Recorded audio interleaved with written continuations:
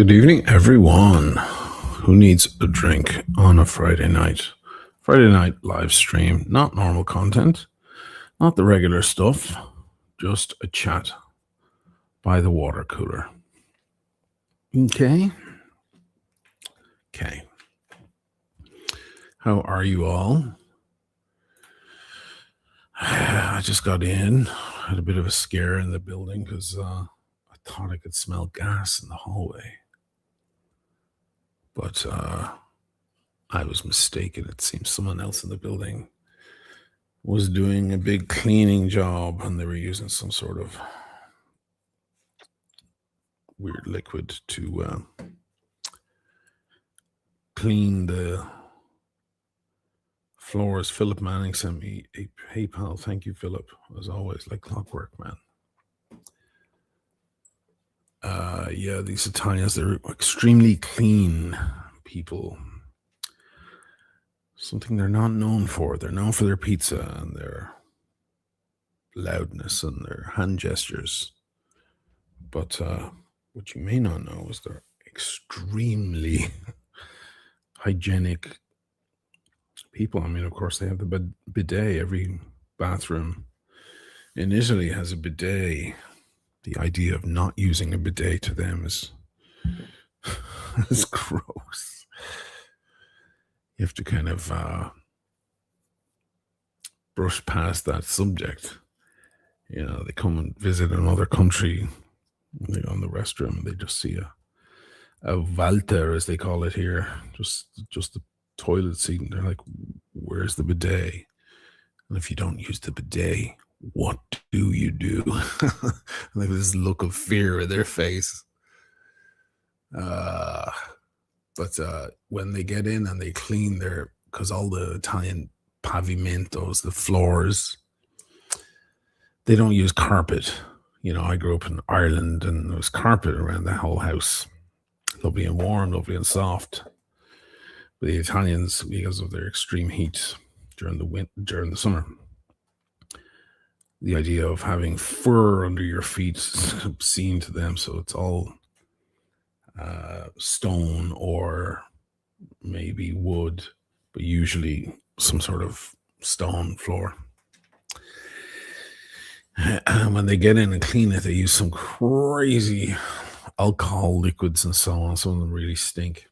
So I think that's what it was. But we had a bit of a moment with the landlord and everything. Hey guys, good to see you all.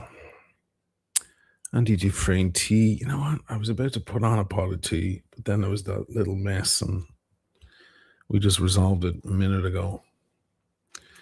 But I do want to make a tea. I do have a wine here. I haven't had, maybe I'm wrong, but I don't think I've featured an Amarone on the channel yet, have I? Maybe I have. I don't remember. But for some reason, I was like, you know what? I'm in the mood for an Amarone. Not the kind of bottle you can drink all of. Each glass is very heavy. Let me see how much. Yeah, it's 16%. Yeah, bomb in a bottle. Anybody in California is like, yeah, so what? Because all the Cali cabs are up there as well, 15.5, 16. But yeah, in case you ever think that Italian wines are kind of watery and thin, they have the thickest, heaviest one maybe in the world. So I'm going to pop that open in a minute once I get settled here.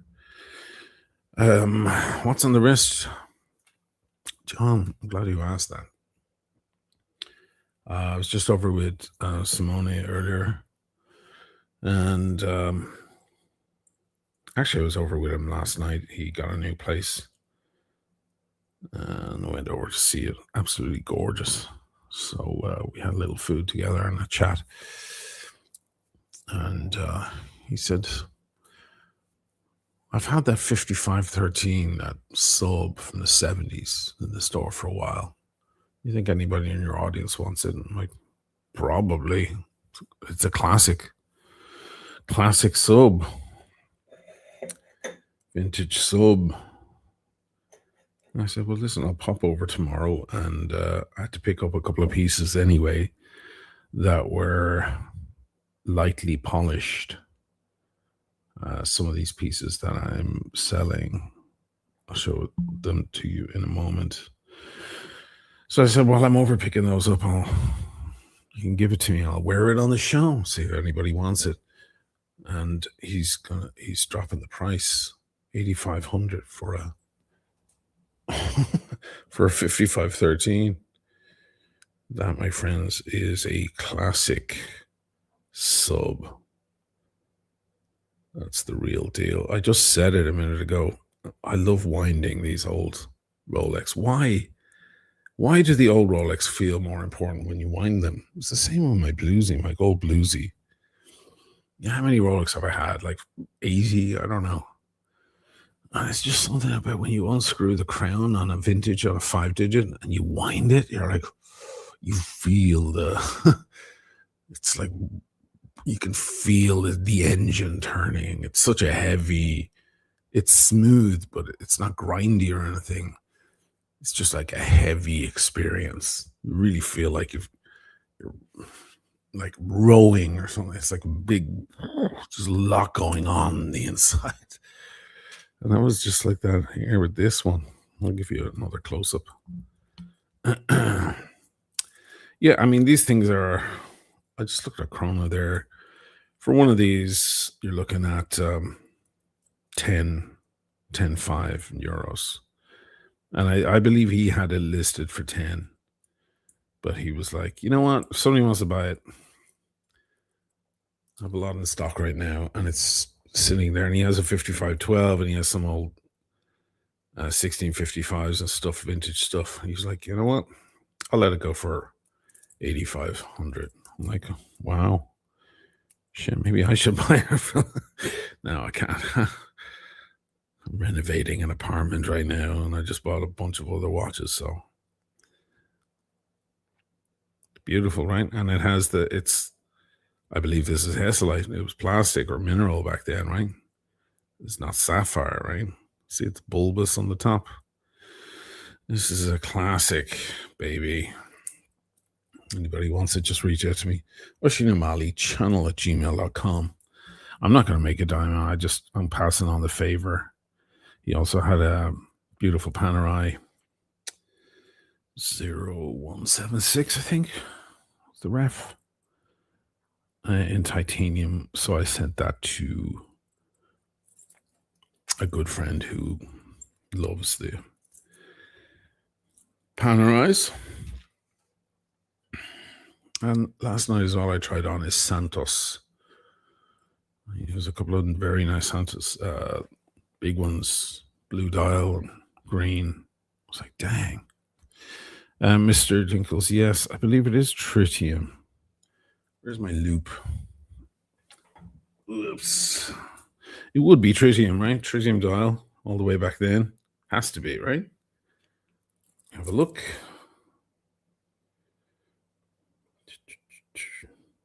Yeah, T under 25. Tritium dial, guys. Now I look like a watchmaker. Like the loop on my forehead. I look like Darfour, Philippe Darfour. And it has the rattle. I have to say, the bracelet is lovely and strong. Like the closure of the clasp is like a new one. But it has the old vintage. The rattle. It's kind of like this, the Speedmaster. I feel like these are cousins. Cousins who fell out years ago and now don't speak to one another. This is 1987, so it's about 10 years, 15 years younger. But both from a different age, a different era. Told you guys I was focusing on watches tonight. Forget the world. Forget the world's problems, O'Malley. Just show us watches. That's what we tune in for. I have to say, look at the luster of the steel from the Rolex. Something about Rolex steel. It's unmistakable. So there's lots of rattle in the house. This one actually is for sale as well. I have two of these. ultra rare holy grail. You saw it on the Speedy video from the other day. I have two. Why do I have to? Because when I find I'm always on the lookout for one for these with the long S, long R, because that's hard to find both in good condition, which is very hard. And then, of course, most importantly, the 1450 bracelet with the 808 end links. The bracelet alone costs thousands if you find one. I know Forstner make I still have this thing in my head. I'm an idiot. Forstner make an imitation 1450 because they know that the real thing is so hard to find and people love the 1450. It's essentially the president bracelet, just 3 links, you see, identical to a Rolex president with half ovals. You might be looking at a photo of one of these on Chrono and you'd be like, that looks like it. But then look for a photo from the side because you'll probably see full ovals, not the same as the half ovals. This is exactly like the president. But of course, Rolex don't make a president bracelet in steel. They only make them in gold or white gold or platinum. Only precious metal. So that's what makes this extra special. If you want this, it has box and papers and even the extract from the archive. Rashina Mali channel at gmail.com. And the same for the sub. You know, I'm surprised it doesn't look that small on me.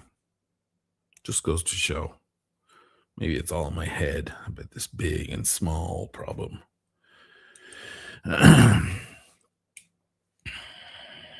Very James Bond, says Ren Rag Handle. Yeah, well, this is, right? The 5512, 5513. The original Bond subs. Actually looks pretty fucking nice. What do you think? Maybe I should just keep it? I don't know. No. Don't be doing that. Jim Patterson Soul. Okay, man. If you want it. People are just jumping. Someone texted me today about the Patek, the world timer.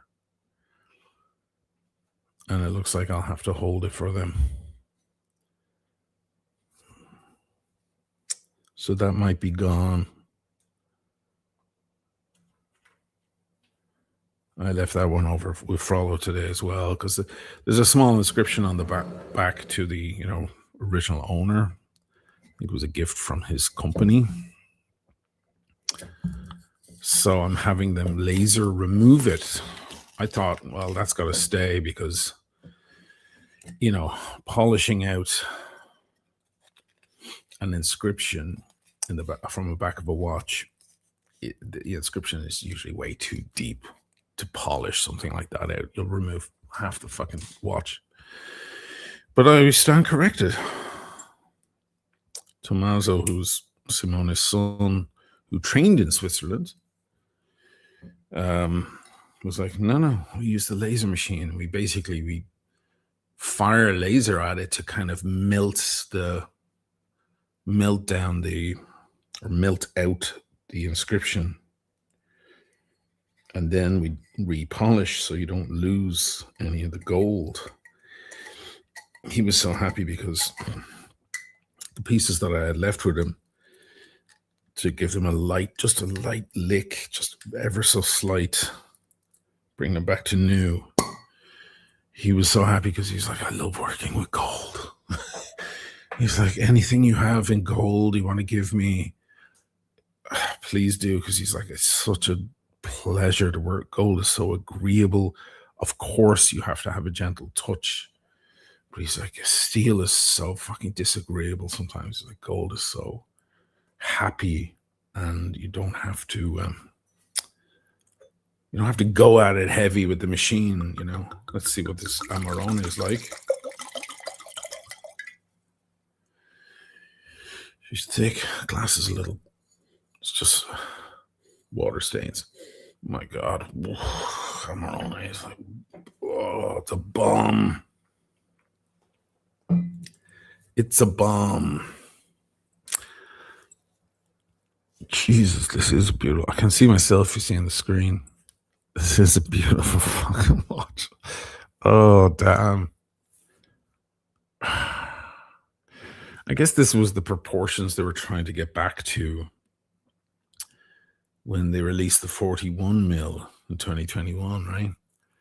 They were going for that kind of like the way the bracelet glides nicely into the head of the watch.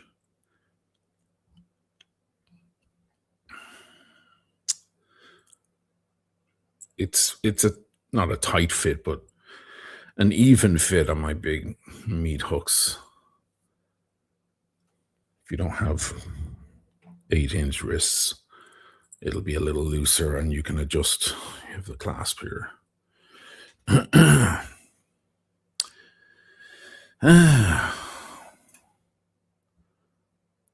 AUM John Fisher loom. No, this. Where's my little loom lamp?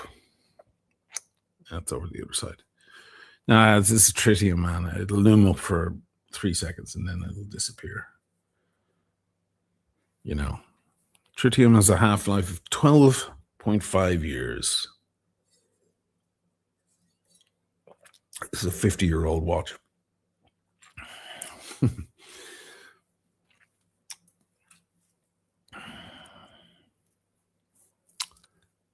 But yeah.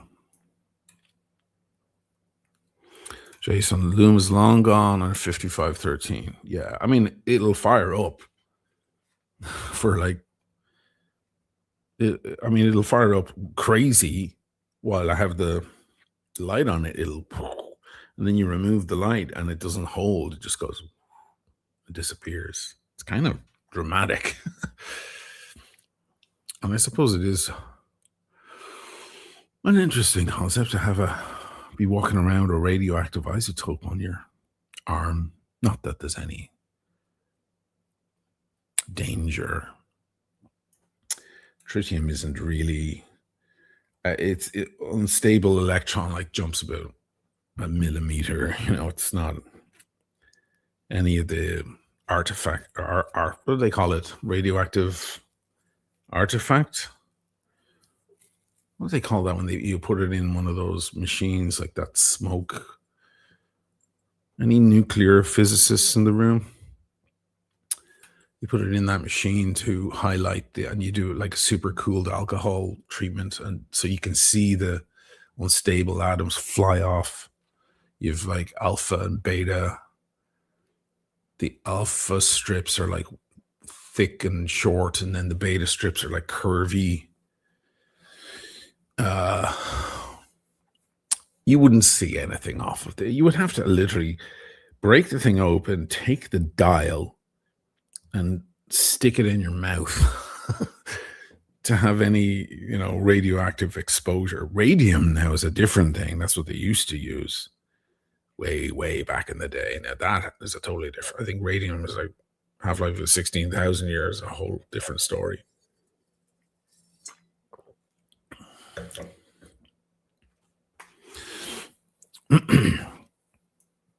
That's a Speedy also has tritium dial and tritium hands. How are all you guys? I've meant to mention John's Substack again. He's been on the channel a couple of times in the past couple of weeks because of things that have been going on out there in the big bad world. But I was, people love him, they love listening to his take on things.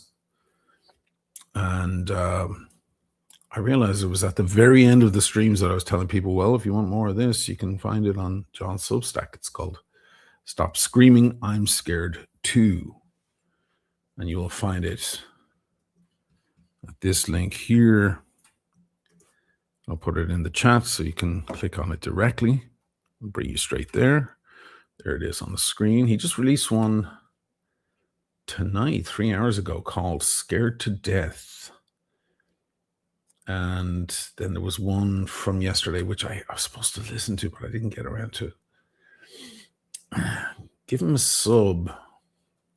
He's flying up in subs now, nearly 130. It's really, really intelligent stuff. So it's substack.com// at John L. Richard. If you like to listen to a very interesting podcast, on your way to work in the car or something, that's the way to do it. And there's a bunch of them already. So if you're new to it, you've got plenty to get back through. They're all very good.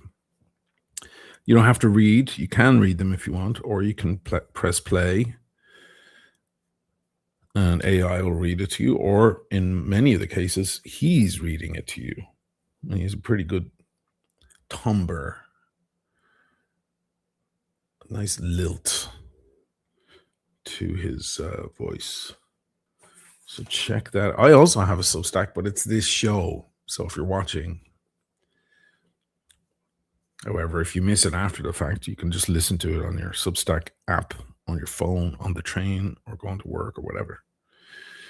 Shall I light up a cigar? There's the man himself, John L. Richard. Thank you for the shout out. Have a drink on me. I certainly will. Thanks, brother. You don't need this sub because you've got the new version. You have the 41 mil.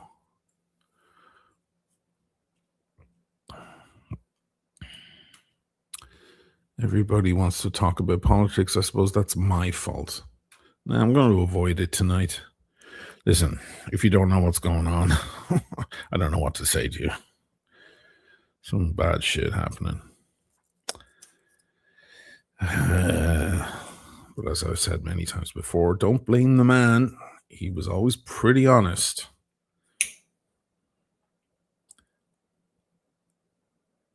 It's not his fault if he tells everyone his intentions and the way he feels. And then he goes ahead and acts on that once he gets into office. He can't complain. He's doing pretty much what he said he'd do. Apart from all the good shit, like bringing the price of eggs down, which he didn't, and ending the Ukraine-Russia war, which he didn't, etc. Gaza, which is not a ceasefire at all, etc., etc. But don't be surprised about the other stuff, the ugly stuff. You can't blame him for being him. You can blame the people who put him in there. Those you can blame, and I will. But apart from that. Anyway, can't beat a drop of red wine, says Simon Morris. Ain't that the truth? Mass spectrometer.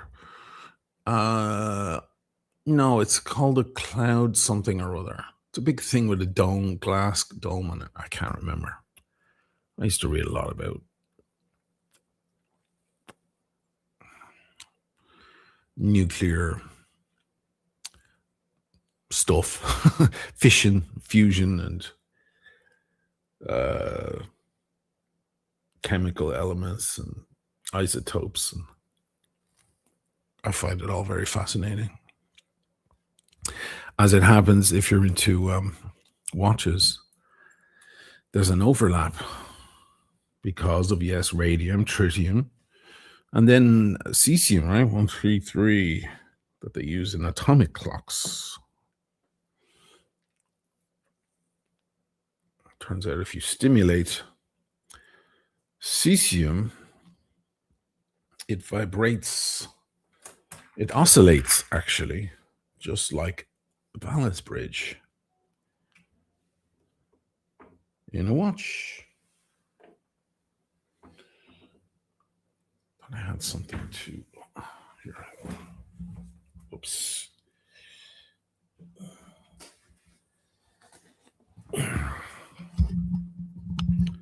Don't want the window all the way open because it's cold, but I need the window slightly open, otherwise it's gonna. Just want to make sure there's no watches. Turns out there was one. was just about to put this thing on a radiator, hold the window open. It wouldn't have been good for the poor old Tudor chrono.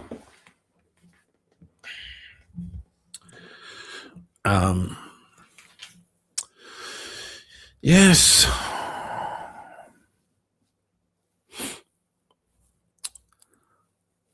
Jason says bubble chamber. I don't know.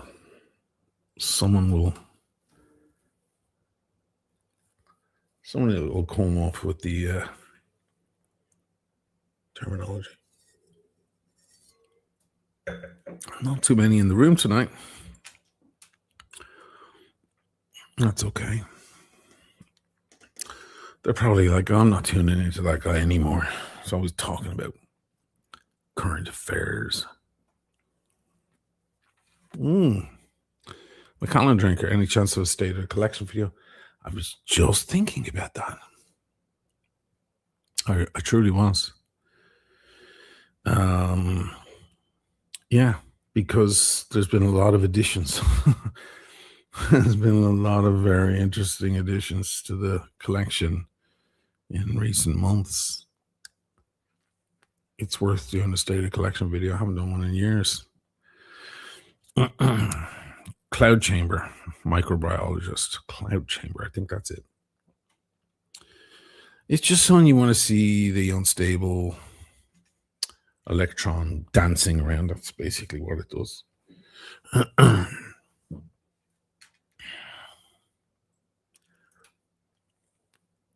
The radioactivity. I mean, if it's uranium ore or something, then it's going to be quite the fireworks show. Or plutonium 244, 242. Or strontium. These things will fucking kill you if you get near them.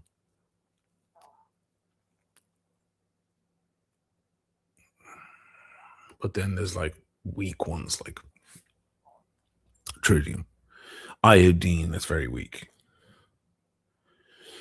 etc., etc. Yaki Yak 21. Hello from Galway. Look at all these doggies. If you're going to live in Galway, you should have a lot of doggies like that. They're all sheepdogs, I think. One of the most intelligent canines. There's Ray Ray. Hello, Galway. Because Ray Ray's not far from there. In fact, he might actually be in Galway. There's a lot of people subscribing to the Substack. Never mind my Substack. Go over to John's. I secretly want John to kind of start doing that full time because he's very good at it. And he's done his years. He's done his years of service. So, Patricia subscribed. Well done. Yeah, I wonder what this new one is. I'm curious. I like listening to them in the morning. Don't know why. Maybe it's because every time I'm talking to John, he's always having coffee. He's having his morning coffee and he's thinking, pontificating. I start getting voice messages and we start chatting about all sorts of stuff. So I get up in the morning, I'm like, oh, there's a new Substack, great. And I just play it on my phone. I go into the, sorry, John, I listen to you while I'm taking a piss. And taking a shower and putting on I start the coffee machine because I still have the habit of doing American style drip coffee machine thing. It's not gone away. I love Italian espresso, yes. And the Italians consider that kind of drip coffee to just be dirty water. That's what they call it, dirty water. But hell, I like it. I like a big cup of coffee. And I like to refill and refill again. I'm never getting out of that habit. There's just too much comfort in it, especially in the cold months.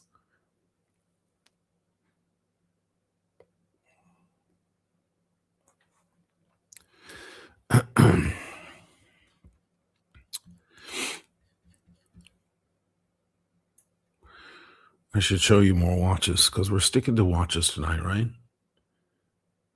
Any questions on watches? I'm sure there are. Oh, what Rolex edition book is on your desk? Well spotted. How did you spot that? You guys have sharp eye. This is a book I got from a viewer. Actually, it was a gift only a couple of weeks ago. This, speaking of the Submariner, is the book on the Submariner. Boom. And in here somewhere, I don't know where it is. There's a nice dedication there from the person who sent it to me. In here somewhere is an index of all the Submariners up till, I think, 2010 or 2020 of the whole production. It must be 2020, right? Because this book just came out last year. There's the red line. That's a beauty. That'll cost you a pretty penny if you can find one of those. They have them all the way up to, hey, there's the, that's the 5512. That's almost what I have on the wrist there. The 5512. But they have the production numbers, which were never released until last year. Rolex finally pulled their skirt up and showed us what they had. There's the development of the Rolex cases from over the years. Wow. So that's the third one then, is the one I have on my wrist. This feels extra special now to be wearing this. Geez, maybe I should keep it. Nah, I'm kidding. Looks like someone already wants it. I knew it would sell. That's what I told Simone. I was like, are you kidding me? You know my audience? You know how into watches these guys are? Give them a good deal on 5513. Anyway, somewhere in here there's a big index. You can find it actually on Google. Somebody scanned it. But it's the production numbers from over the years. Because until they finally admitted, it was all conjecture, people were making educated guesses about the production numbers. The Meredith is in the room. Good evening, all. Classics always. For me, it seems I'll be heading to Italy. Hunting pre-Vendome pieces. Budget set. Wow. Well, if you're coming here, you better come through Venice. Or if you're not, I'll take a train to wherever you are. I assume you're going to be in Florence. Just going to take a wild guess. Who knows why?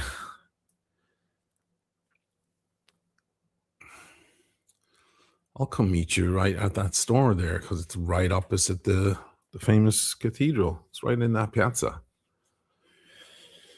All the Panerai.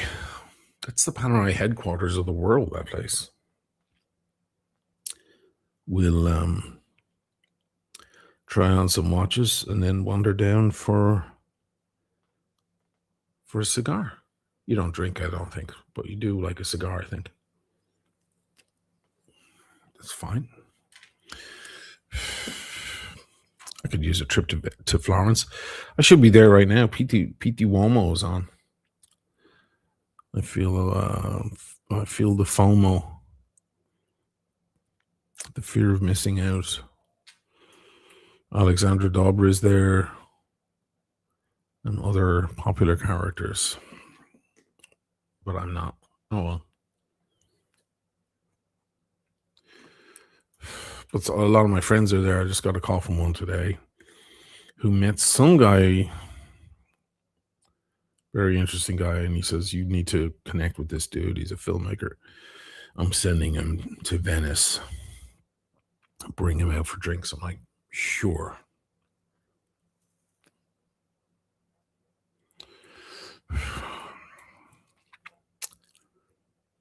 Thank you again, the Meredith, for the wonderful super chat. And look at this, Gobbery coming in hard. For a fare to see the Meredith.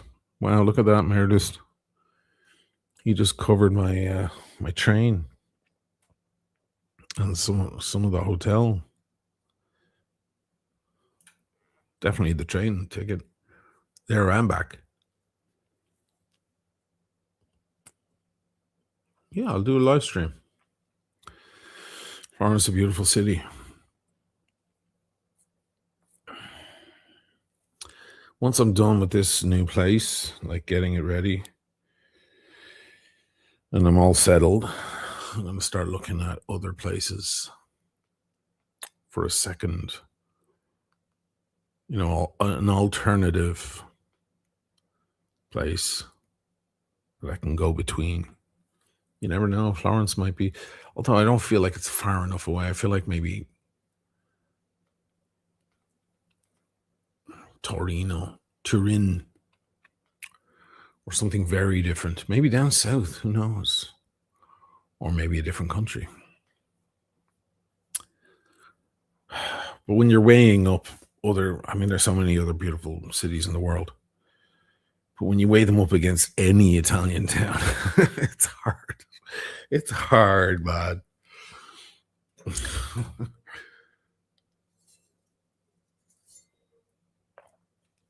I could go to Seville or somewhere, Vienna or something, but then whatever these cities have to offer, there's like 50,000 Italian cities that can offer the same or better. So I don't know.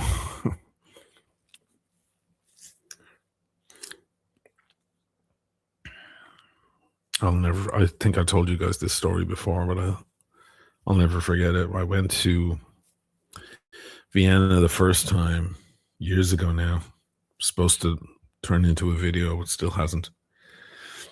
I just got a message from my brother the other day who lives there. He's like, if you want your snowy Vienna in the cold, your Mozartian looking Vienna, it's happening right now. I was like, damn. Anyway, magnificent. It's a beautiful city. Architecture is wonderful. And if you're coming from, I don't know,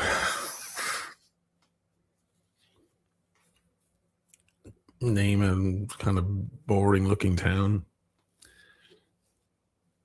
it probably looks like it's probably life changing, If you're coming from, I don't know, Detroit or somewhere,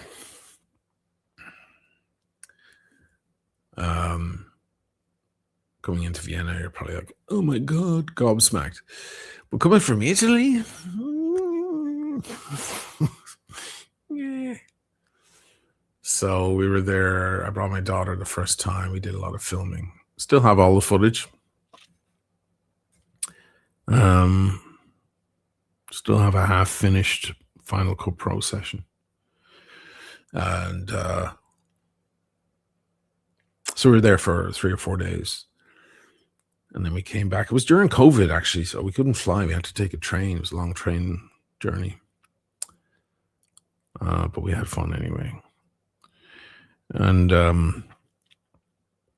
we were kind of tired. We got into the train station and jumped on one of the boats to come back over here. And she was a little cooked, ready to have a long shower and just go to bed. So it was a tiny bit grumpy, not mega grumpy or anything. But I looked at her. I was just looking at Venice, after being away for 3, 4, 5 days, whatever it was. And I was like, you know what? Vienna is beautiful, but gotta say, look at this shit. She had her arms folded, like kind of grumpy, and she was like, well, I didn't have any doubts. You don't know, avevo dubbi. You know, as in like what? Yeah, show me your pretty city and hold my beer. She got a little proud Italian right there. I mean, what's the point? Like, nowhere can compare to these places here. John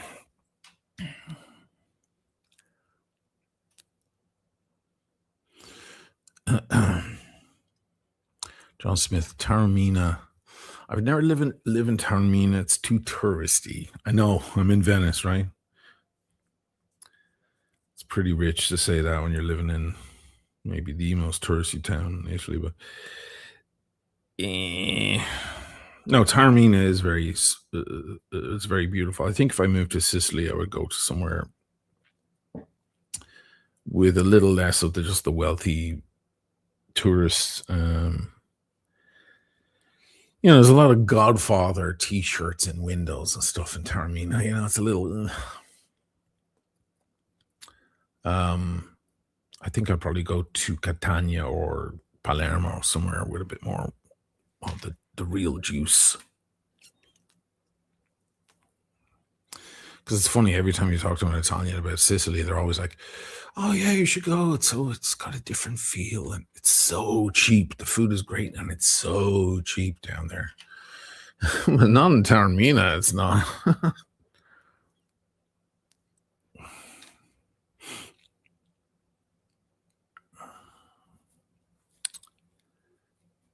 Mark Hall. I aim to buy either a Zero West or Panerai Luminor this year. Any recommendations? Risk slightly smaller than mine.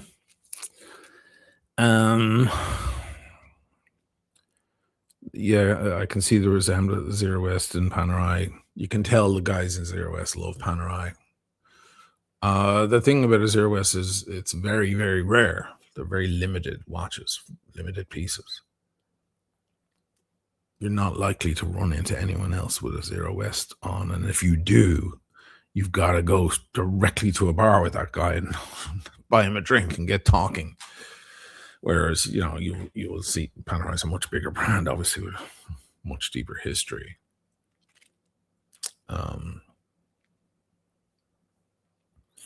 My favorite of the Zero Wests, I'll pull them up actually because I'm still working on their new video. And the new Longitude, which is all about John Harrison. It's taken me a long time because the story is just so gargantuan. I kind of didn't realize what I was taking upon myself. I could make a silly short video, but that wouldn't be very mean, would it? But this is it's based on the H4, the first marine chronometer watch that changed the world, actually.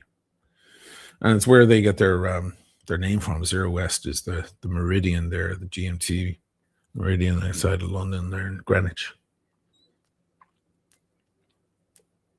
That's its longitude. This one I love, the Spitfire Escape, this one on the left, because it's so kind of military looking, especially on that strap. And it has that secret code in the back that only lights up when you put a UV light on it. It's amazing. But my favorite of all time, and they're probably sold out because, again, these guys sell out. Look, do they even have any left? This is the one I love and I wear often. The DB1 Lancaster, the Dam Busters, sold out. Because like the back is made of metal from the Lancaster, from the dam busting Lancaster. It's crazy. Where's the other one? Oh yeah, this one, the RAFC. I had one for a while. They sent me like all their models in a big box one time to film the shit out of everything. But then they're like, okay, we want our watches back now, you little fucker. I was like, yeah, okay. This was one of my favorites. Look at that thing. But sold out. All their shit sells out. In fact, the new Longitude, I think there's only 50 pieces of each because the side has a piece of that Spitfire from the story. If you haven't seen my Spitfire Escape video, all about the Great Escape, go look for it. Yeah, the side of these watches, there's a chrono, and then there's this one. Let me look at the chrono for a sec. There's a plate from that actual plane that went down. Was it in Scotland? I can't remember the story now. Or was it in Norway? The Germans used Norway as like a parking spot for their big bombers, their big ships. And there's a piece on the side. That's pretty cool, but the coolest part is the back. Because of that secret mission, you know, the Great Escapes, just so. Oh, sorry. No, I'm talking about completely different things. Sorry, brain fart. I'm talking about the other one. Sorry, the Great Escape was the other one. I'm mixing them up now, Egypt. This is the one I'm talking about. Where's the piece of metal I wanted? There it is. You see, there's only 55 out of 100. They only made 100 of those. I think they only made 50 of the Longitude. Not sure. Anyway, very nice watch. Well done to them. Very original, very unique. In many ways, kind of like Panerai, you know a Panerai from across the room, don't you? You see a Panerai. There's no mistaking a Panerai.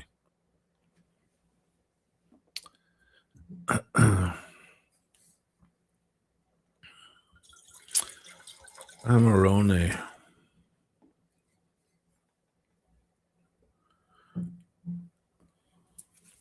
I think Amarone. Yes.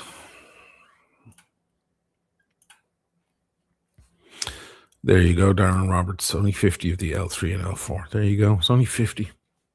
Geez, by the time the video comes out, they'll probably be sold out already.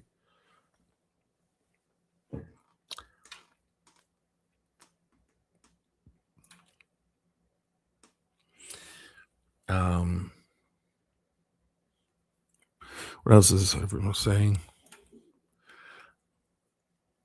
Lawrence has 3 Zero West watches. Which 3?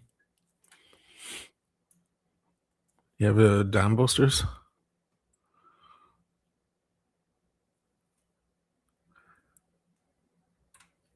"12 marathons, popped with Brunello. Contemplating a Platona." Ooh, look at you.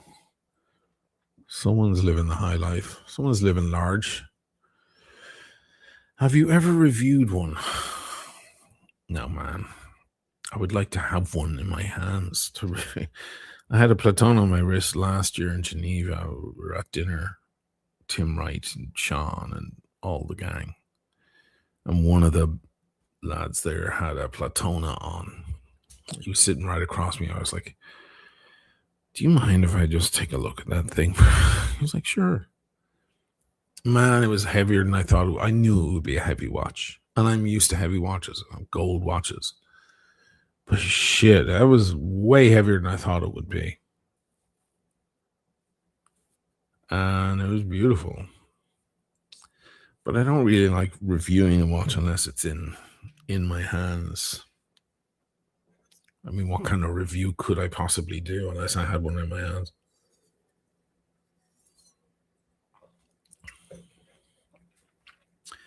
You know, it's nice to, like a watch like that, you want to take out to the Florian, you know, in the piazza. Have afternoon tea, wearing the Platona. You want to get nice slow motion shots of that and stuff. If you don't have one in your hands, what am I going to do? Use stock footage or whatever. Nah. The Meredith once again. Gabri said something to the Meredith. Maybe I missed it. Machines A to be sorted Italian cities or something else. Nothing really compares. It'd be nice to finally get to hang out with a Meredith after all this time.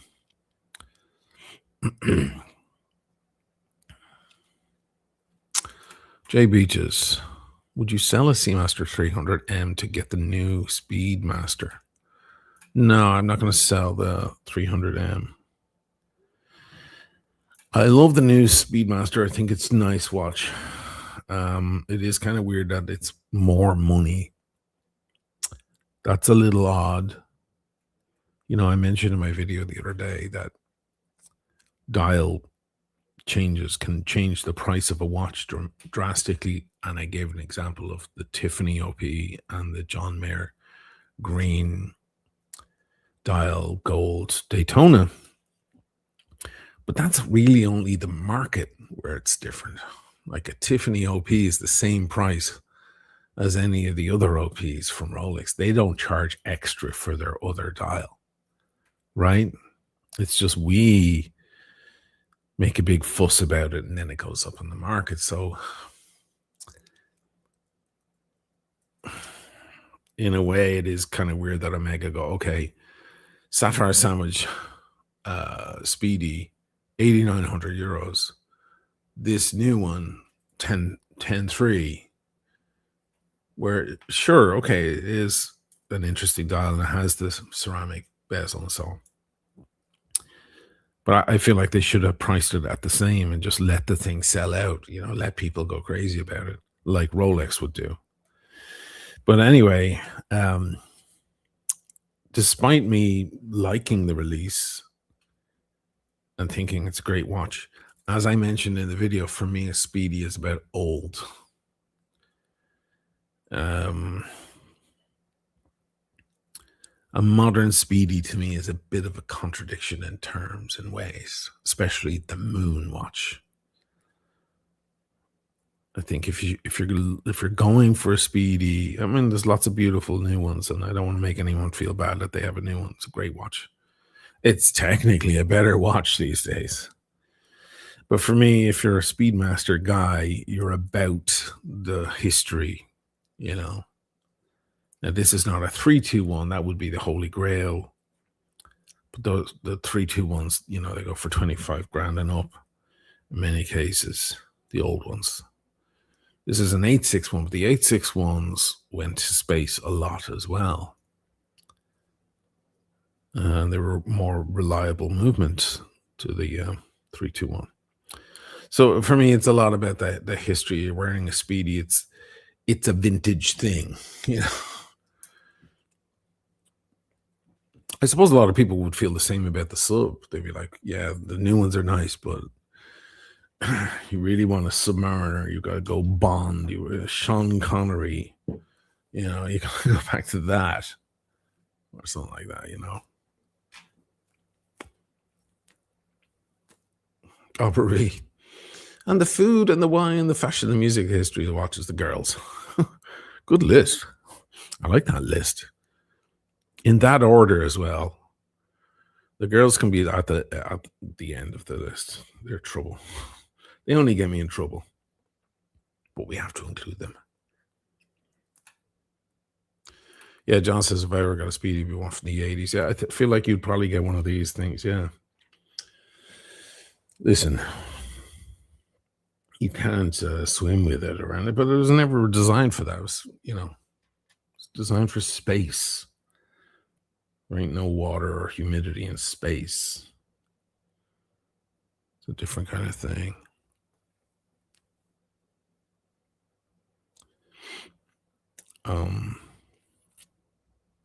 So no, as much as I said in the video, oh, I kind of want that watch and blah, blah, blah, the new Speedy. Truth is, and by the way, the original 321 movement was based on the Lemania 3210, a groundbreaking movement. Omega took it, made slight adjustments, and called it the 321. It's a column wheel vertical clutch chronograph.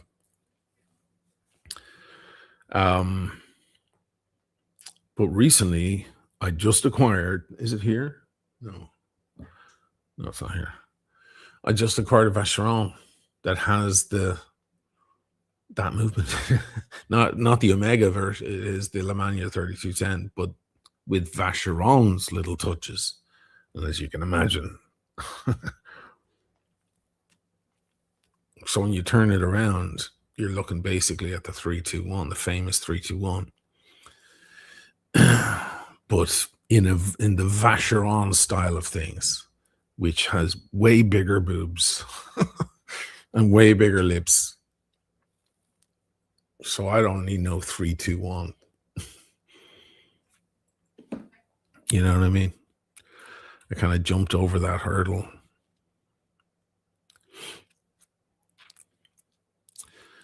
Andy Dufresne says there's a wait list online, 1150 on Chrono already. Yeah, there's a little hype. You saw all the channels, not just mine, but all the other channels did a thing and got good views and everything. It's been a while since there's been any kind of excitement about a new Speedy, right? I feel like. There's John Fisher again, €2. Did you forget to put your question in, man?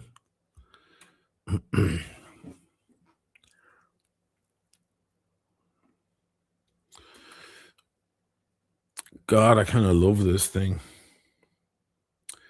It actually has, because it has that Hess light, it has the warping, the distortion when you turn the watch to the side, just like the Moon watch has.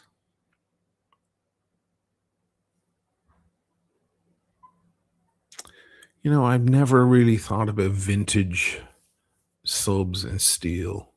I've thought about them, of course, but for some reason I never really chased that thing up. I mean, I had the Bluesy, which was from 1993, so technically that's a vintage watch.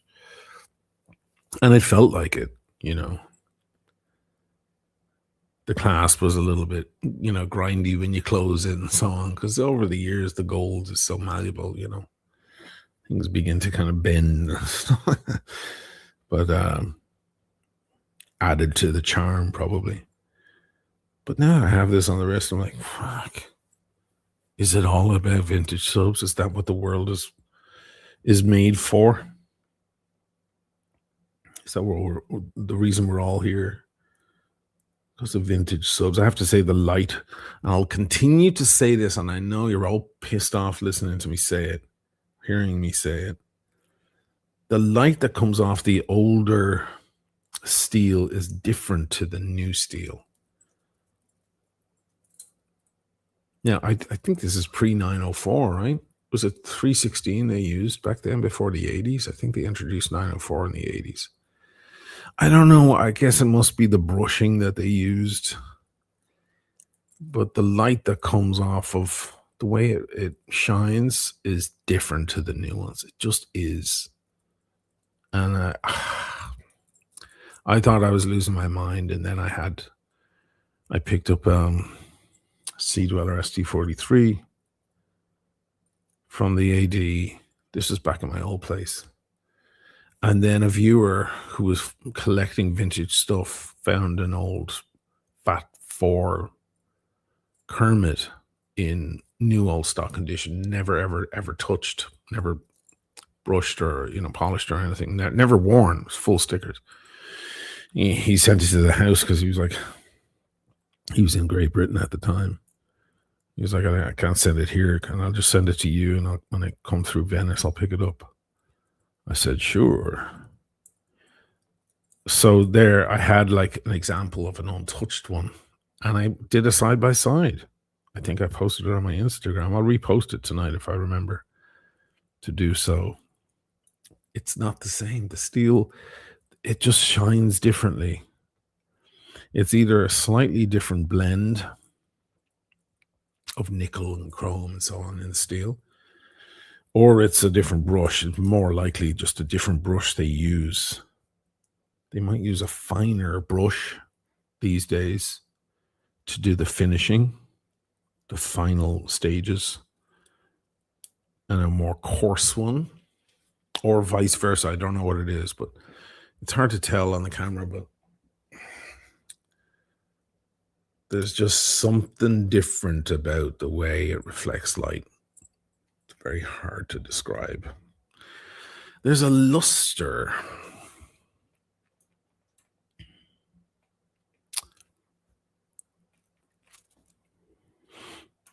G Madden, for a one and done, a clean vintage sub.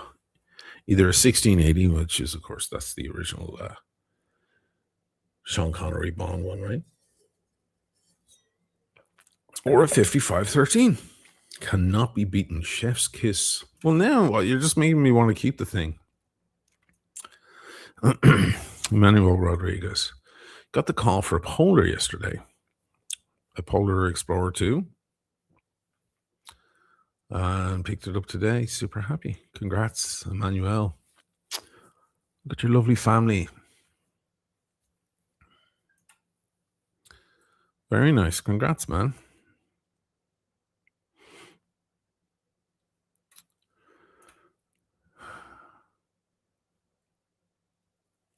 Carlos Mavrogenis says they started with 904L, the 16750 GMT Master from the 80s. Yeah, sometime in the 80s they started using 904L. So it must be the brush they used, because I would swear this is 904L.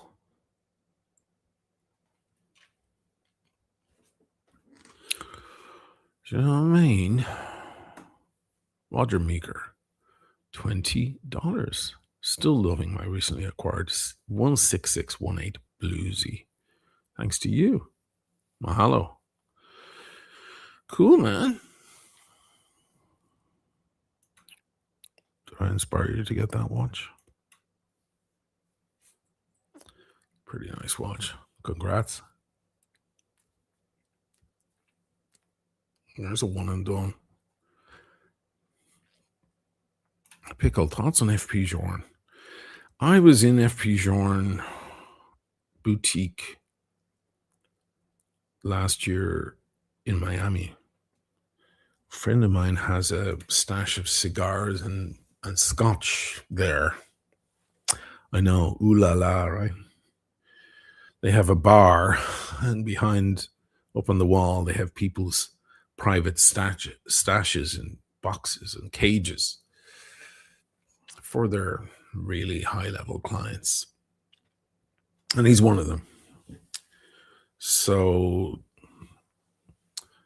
we all went over and had this lovely terrace there on the water. It's in the name of that district there, Brickell or whatever. Kind of like a financial district. Big buildings, lots of money. And yeah, we had scotch and cigars out on the terrace, and I was looking at watches and talking to the guys there. I mean, you think Rolex is an exclusive club? It ain't. Not next to this. I mean, working your way up to getting the call for an FP Journe. Good luck. I think they're beautiful. I think they're one of the great watch brands. Super elegant, super high level. Different sort of thing. I had a Panda Daytona on today over at Frollo, the new one, with the slightly different, slightly different everything. I hadn't actually seen one in the well, I had in Geneva when they were released, but I couldn't hold one in my hand. Anyway, it was on my wrist today. I'll post the video on Instagram later.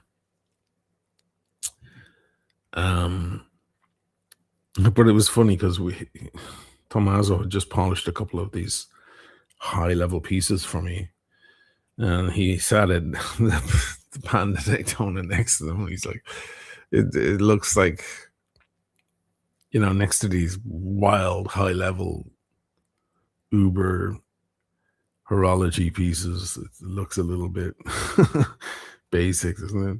I was like, yeah, it's some of these brands they're the next level up. It's like that bloody Vacheron Chrono. It's like, oh my god. I should show you anyway these pieces. I've showed you those already, but now that they're back, one I forgot to bring was the Trump watch.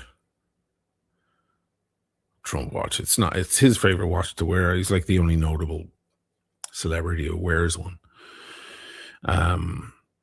Which is why I call it that, but it's a Vacheron Ultra Fine, which is mine now. And it does have a couple of light scuffs, so I wanted to get that done, but I forgot to bring it over. And I'm probably going to sell the Cartier. I love the Cartier Drive, but this Cartier, what I did when I got it was it filled that kind of dress watch gap that I had in my collection a little. The simple 3-hander, although it does have a date, but whatever. And I love this. It's a gorgeous dress watch, but I don't need more than one fine dress watch. Like, it is a beauty. And I love it. But then I have this. So I'm like, when would I put this on instead of that? You know what I mean? I can't think of a scenario. So I'll probably sell this and I'll miss it. But okay, that's enough of that rambling. I'll show you the ones I had polished. And once again, polishing gold and polishing steel are very different things. Polishing steel, you really got to push it into that brush, the machine. And it takes a lot of brutality. He pushed with brutality the poor woman in the car. She is your wife. What's that? Anybody get that quote?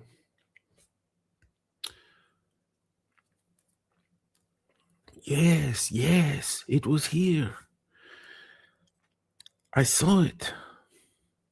What exactly did you see?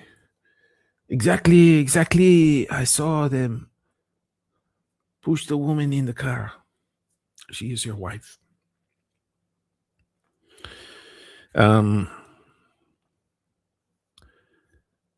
Gold, on the other hand, is not the same. You just barely touch it, with a soft brush, and which is good because you don't want to lose any gold now, do you? It's a very agreeable metal. So this is the Piaget Altoplano. This one is still for sale. DG got the quote. Frantic with Harrison Ford. The Piaget Altoplano. I kind of want to keep this, but I have the Vacheron Ultrafine. Look at that. And Tommaso pointed out something I didn't even notice. He goes, it's still got the sticker on the back. I said, no, it doesn't. He goes, look, click carefully to see the movement. Look at a mini rotor in there. When this was released, it was not only the thinnest mechanical watch in the world, but the thinnest automatic winding mechanical watch in the world. The Vacheron is not. The Vacheron is 0.1 of a millimeter slimmer than this, but it is not automatic winding. Look at that work of art. And now that it's polished, look at the fucking rose gold. Now, if you want this, you better have the wrist for it. You better need a dress watch of extreme elegance, because that's what dress watches are about. They're about simplicity. And you better be a big guy, because this is not a small Watch now. It's going to look normal on my wrist. You'll be like, "What's the big deal?" But trust me, it's it's for the lads with at least 7.7-inch wrist.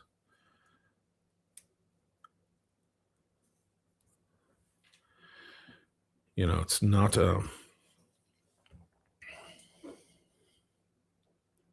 again, looks like a regular 39 mil on me, but look at that fucking thing. Fuck. I was looking for them on Chrono. Now, there's no box and papers with this. I mean, the guy who's selling these watches, he doesn't keep box and papers. He's billionaire. He doesn't fucking think about things like that.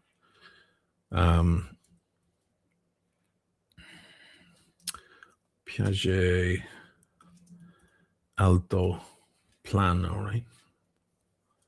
Altiplano. There's a few different ones. Let me share this over.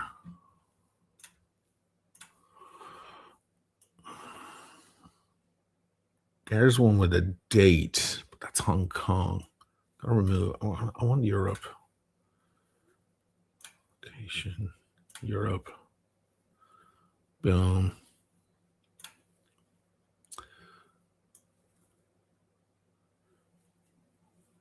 I should have the reference, shouldn't I? A few of them. Here, I'll log in. Let me remove the screen for a sec. I'll log in because it's in my collection. And that has all the info. Okay. Watch collection. I'm going to show you my whole watch collection. See current listings. Okay, here we are. Boom, boom, boom. There they are. And we're going to remove. Why include Hong Kong? There's no point in buying from over there. All the fees would be insane. Here we are. There's one in Switzerland. No box, no papers for 11. That's her. I'm going to tell you a price in a minute. Just hang on to your knickers. Okay, this one has the date, so this one's slightly different. You want 15.4 for that, and it has box and papers, fine. These are all price on request. That doesn't look like he owns the watch, does it? It's just use a stock photo. It's an Irish dealer as well. What that means is he knows someone who has one and he'll buy it from them if you buy it off him here. So any real, I mean, there's one in Spain that looks like the same deal. Price on request. I believe the retail on these was 21,000 or 22. Look up that reference. One moment, please. Yeah, there's one at Rocca, which is a big fancy store here in Rome, for 21. You want to know how much this one is? 7,500. Stop your grinning and drop your linen. Reach out to me at Oisin O'Malley channel, gmail.com if you want it. And freshly, lightly polished, but still has a sticker. He also said there's one of the stickers still on one of the sides, which I don't seem to be able to locate. Is that one of the lugs? Anyway, we're leaving the stickers on, obviously, because you get to peel it off yourself if you feel so inclined. It's astonishing. What a beauty. Let me take a puff and Drink.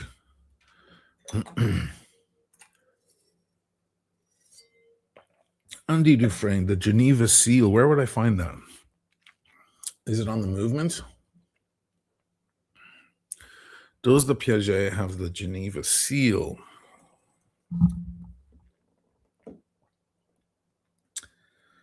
Is it on the Movement?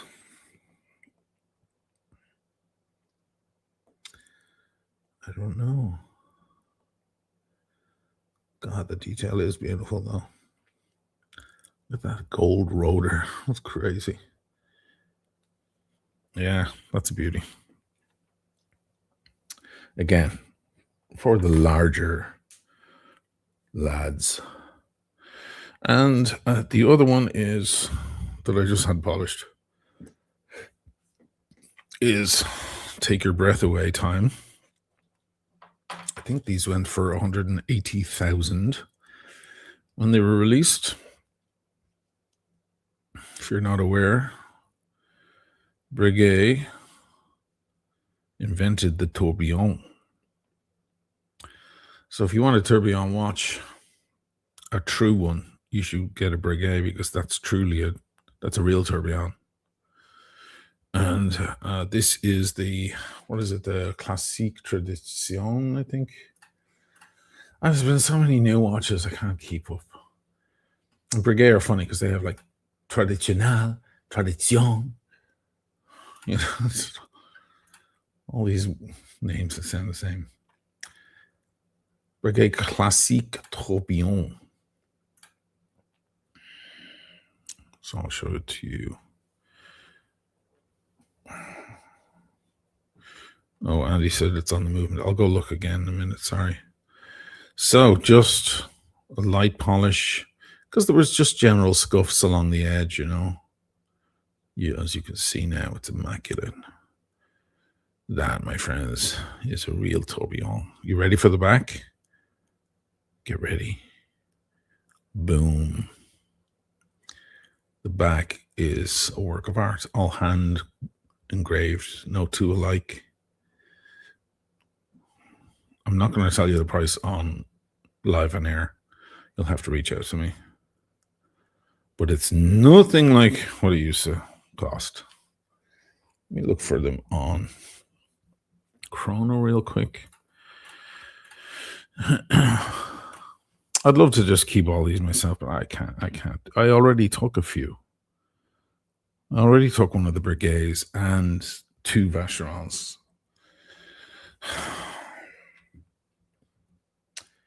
Yeah, there's one in the Netherlands. No papers for 42. Well, this one's less than that.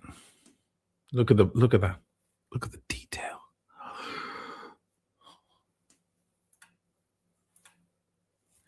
There is also the 5130, the Patek, but as I said, I think someone is moving on it. Sorry. If they don't, I'll let you guys know. See a lot of other listings. There's one for 38. No box, no papers. That's kind of typical of these pieces because the kind of guy who buys these kind of pieces, like whoever bought this for 180 grand from Breguet, they don't keep the box and pay. We do. Us poor sods. We keep the box and papers. The uber wealthy are not concerned with this stuff. You can see the power reserve there. It's all the way down. As you wind the watch, this goes over to the right like that. And this is a 24-hour scale. So when it's down there, that means it's 1 in the morning, 10 to 1 in the morning. You know, because if this was in the center, you know, it was 10 to 1 in the afternoon. That's the way it works. Stunner. So yeah, pretty damn nice. Here's one in the US for 37. This is euros I'm talking. Again, look, without original documents and without the original box. Look, this what happens. There's one in Hong Kong. 39. Nice detail in that photo, though, I have to say. Very nice. You really see what's going on there.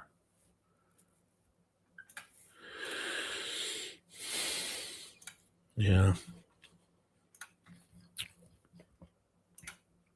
Isn't it great to just talk watches? Price of the Cartier Mega Fanboy. You can have it for 4. I will cry. I think I paid 4.6. That's euros. Box and papers. I'm gonna put it on though. Love it. I just don't know when I would wear it. Now that I have two dress watch Vacherons and a Breguet, you know, if I'm going to someone's wedding, I'm gonna wear one of those, right? Otherwise, this would have been my wedding watch. You know what I mean? Let me put more light on the subject. It's mint. And I recently saw a photo on Chrono of somebody who had it on a bright, light brown crocodile from Cartier, and it looked beautiful. I was like,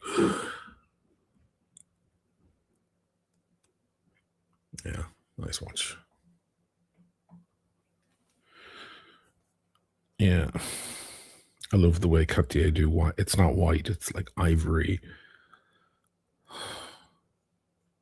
Stunning.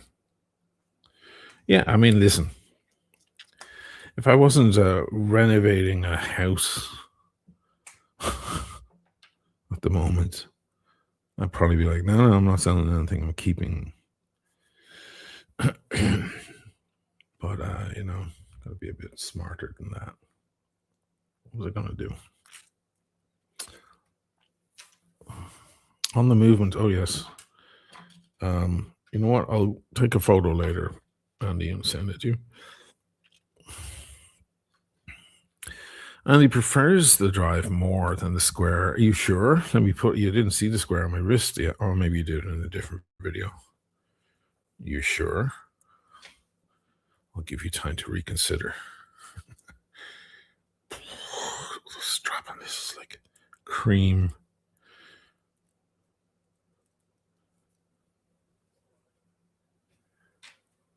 You sure about that?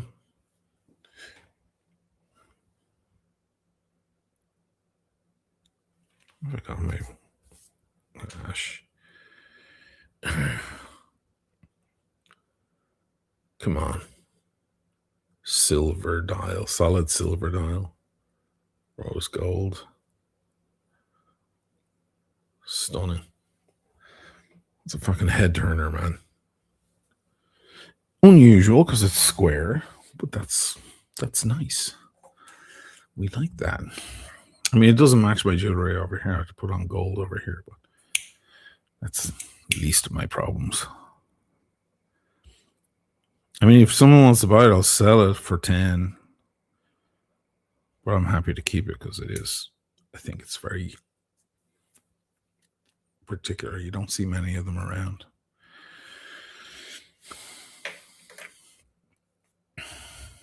Any Trump fans out there, they'll be like, I want to feel closer to Donald. And wear the same watch. Then if you ever happen to be in the same room as him, you can always go, hey, twinsies.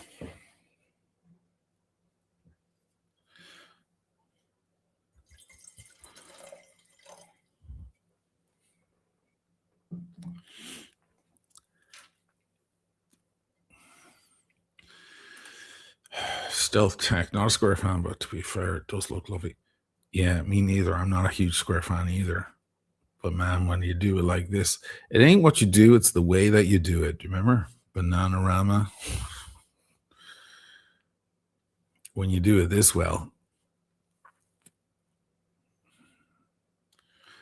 changes the discussion.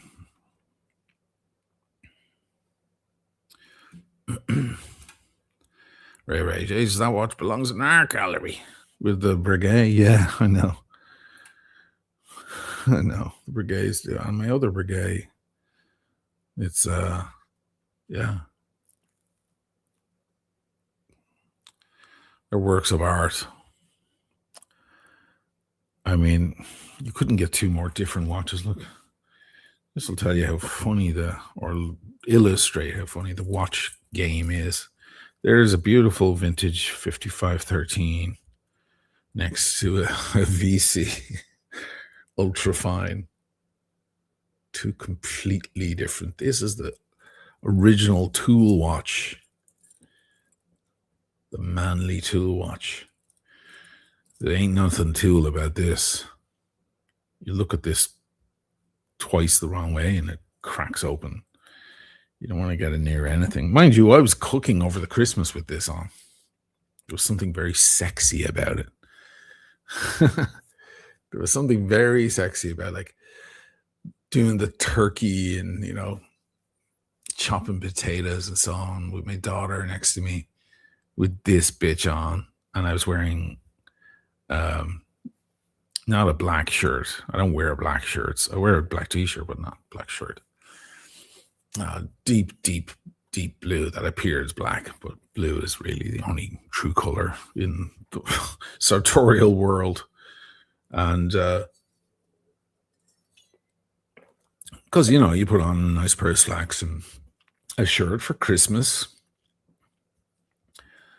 but I had the sleeves up a little because I was working in the kitchen. I was careful, but not too careful. It wasn't like, oh God, don't touch that. I was just like, come on, let's live. Let it live. And there was something very classy about that. 5513 all day says ticking time. Yeah. Well, I think it's sold. I think Jim earlier said he wants it. But reach out to me anyway, because maybe he'll change his mind or whatever. People do that sometimes. And then I'll give it to you if you want it. Yeah, it is beautiful. Again, when you unscrew the crown and you wind, oh my God. The chap earlier with his gold sub, I'm sure he concurs. There's something about the crown and the way the whole thing grips. Doesn't feel quite the same in the 6-digit ones for some reason.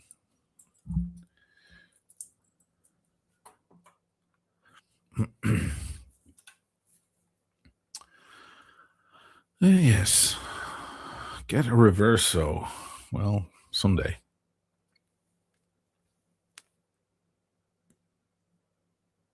Yeah, just got 2 VCs and a Breguet. Lay off.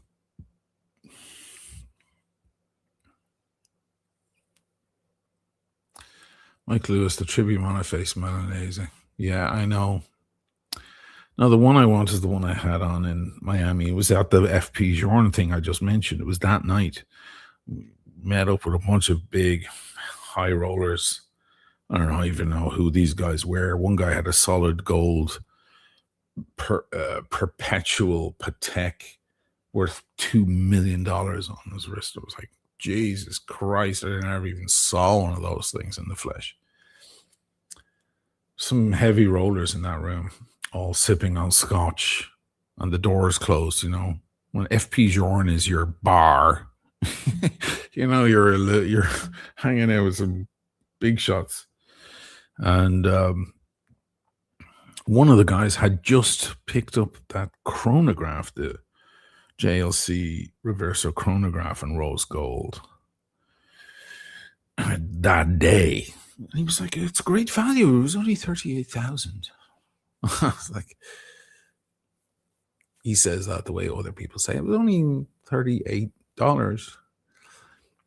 So I put it on the wrist and I took some footage. You've seen it probably in some of my videos. I was like, oh my God, this.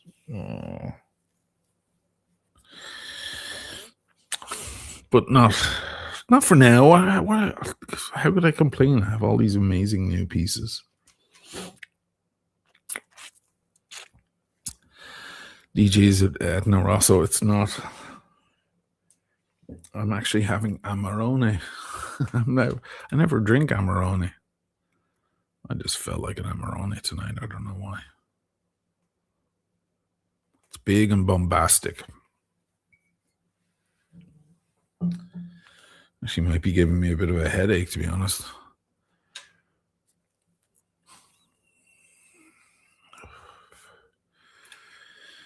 Swollen wrist chick. That's are you a troll? Or are you no, it must be a troll. Wrist chick is a different person.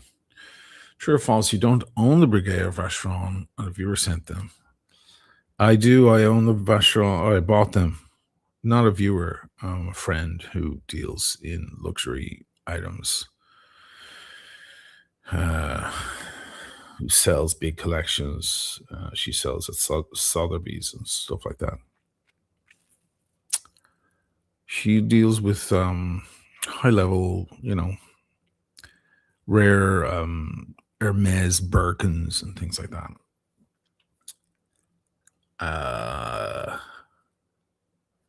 If you go to my Instagram, there's a shot of me sitting at the Regis Hotel with some glasses of wine. And then I kind of pan across the river. You see her in that. You can't see her face because I'm not going to do that. But you see her hands on her fur coat and so on. She likes the finer things in life. We went shopping for a fur. It was our first time in Italy. She's like, I need all the fur hats. I saw so many cute fur hats. I'm like, okay.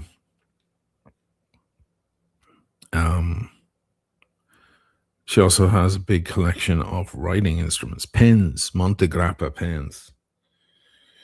There's Mont Blanc, which is the famous French stuff. That's like the Patek Philippe of pens, but Montegrappa is like the Jacob & Co. or something, or FP Journe or something like that of pens. They're all fucking gold. I'd buy one myself, but like some of them are 80 grand, Anyway, so she came over with these, and I was like, I want that and that and that for me. So do me a nice price. Because I'm nice. Because I picked you up in a fancy taxi. And I brought you for dinner.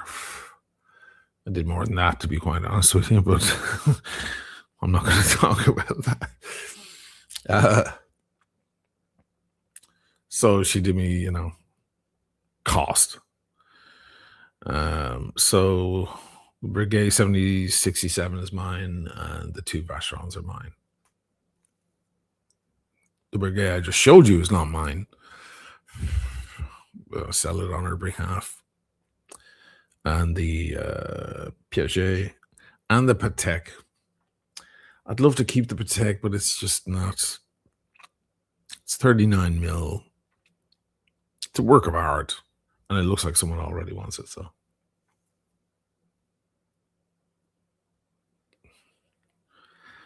And that'll be that.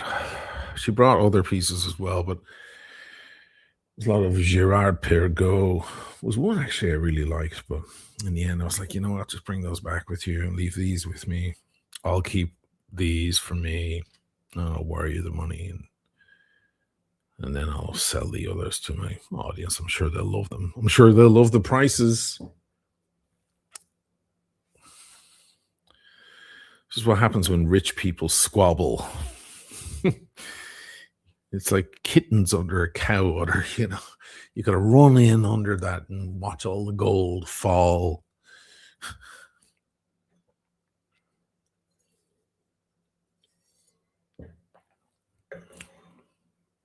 When rich people decide they want to dump a shitload of assets. They're not nitpicking. They're like, I mean, the guy originally owned some, I think he has 300 watches or something in his collection. This is probably just very easy. I don't wear that one. Take that. Wire me the money. Okay. That's how the other half lives, guys.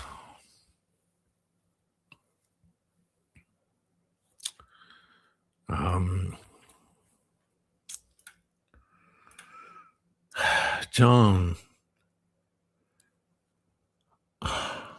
do I try to pronounce that name? I'll mess it up if I do. Do you ever see any FP Jorn in the wild in Venice? I do not. I do not.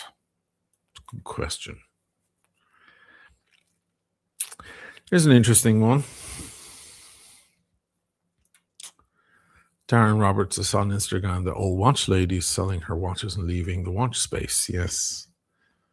I don't feel like I'm revealing anything you guys don't know because she did very publicly announce it.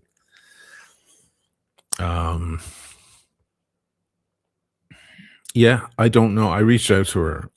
Myself and the old watch lady don't speak since October 7th of 2023.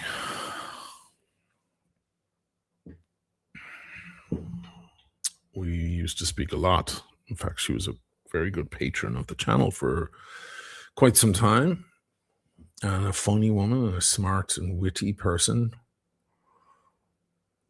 who I remember her saying,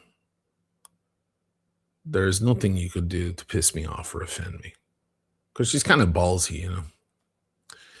But it turns out there was something I could do to piss off and offend her, because October 7th happened, and while everyone was screaming 40 beheaded babies, I was like, yeah, it sounds like bullshit, which it was. Complete. Babies in ovens. Ah, fuck off. None of that shit happened. They're resisting. We know all about it in Ireland. An Irish person, especially someone from the Republic, even from the north of Ireland, takes one look at that situation, that shit over there, and fucking reads it immediately. I know exactly what's going on there. Looks familiar. But I guess it,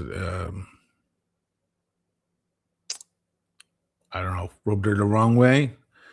And that was that. We didn't get any squabble or anything. She just retreated. So I was like, okay. Guess she's a Zio. Oh, well. Explains all the money. Explains the large watch collection, at least. But there was no real hard feelings. I was just like, all right. That's a shame. But we didn't really speak then for a very long time. And then I mentioned to her, I was like half drunk one night, like, I don't know, 6 or 8 months ago or something. And I kind of went on a rant about it. And then she reached out and was talking about her life and stuff like that. I'm not sure what that had to do with anything that I was mentioning, but whatever. She felt the need to say these things. I was like, oh, bit of a sad story, honestly, but I'm not going to go into it for our own privacy, but interesting. And so that was that. But we don't speak, is what I'm saying. That's the point I'm trying to get at. Because I suppose there's some sort of animosity there or whatever. Maybe she just didn't want to hear about political stuff or whatever. Fine. So I didn't know anything. And then the other night, post went up on her Instagram that was very distressing, you might say. It was like,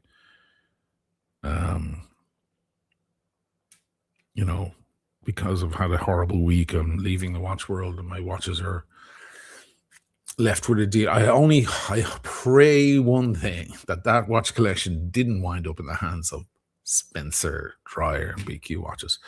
Something tells me, a little hunch I have tells me that's exactly where they went, but who knows? Because it's quite a collection, and I don't even think we've seen it all. Talking about works of art, Jesus. I think she has a couple of 5513s herself. Anyway, I did reach out to her. I just said, "Hey, I don't know what's going on, but I hope you're all right." And she said, "Thanks for reaching out." And that was all. So I don't know what happened. Something personal in her life, something to do with watches. I don't know why she would retreat from the watch world specifically, because that's not her only world. She has other things. And so perhaps it was watch related specifically. Was she robbed? Was there an attempted robbery? How would they do that? She's very anonymous. You know, who knows? We're all left guessing, which I suppose is the point of putting an alert message up and then not expounding on it at all. Leaves everybody guessing and talking about it, just like I am right now. The gossip begins.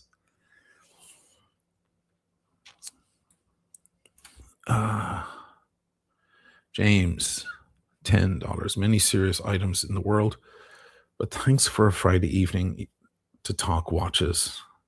Yeah, I don't always do that, as you know, but appreciate it. Bought myself a VC 4500V steel blue. That's a overseas, guys. That's a beautiful watch. Enjoy the weekend. Congrats on that watch.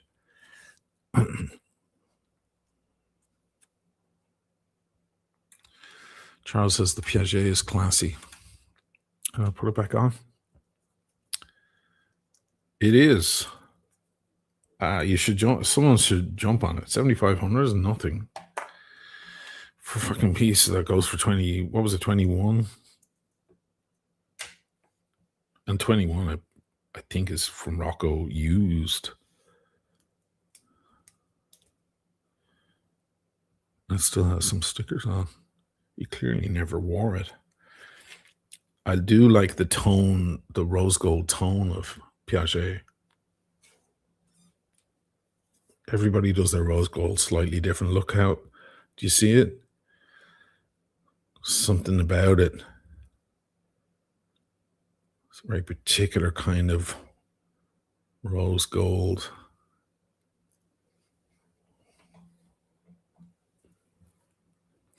Hey, if I ended up keeping it myself, it's not going to go to waste. At least I have the wrist for it.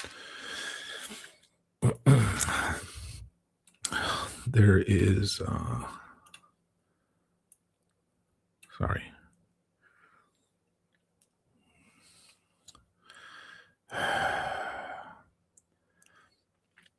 Sergio.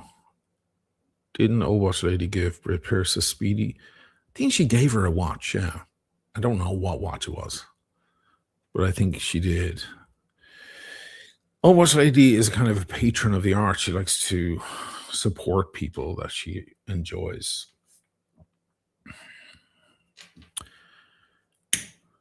So that extends into watch YouTube space. And it would make sense that she would support a woman, you know. I actually know some other women in the watch world who are also supported by Old Watch Lady. It would make sense that a woman would like to help other women in the space. That would make sense, correct? It would make sense that a man would too. I supported Britt Pierce too. I just found out that was probably not a good idea yet.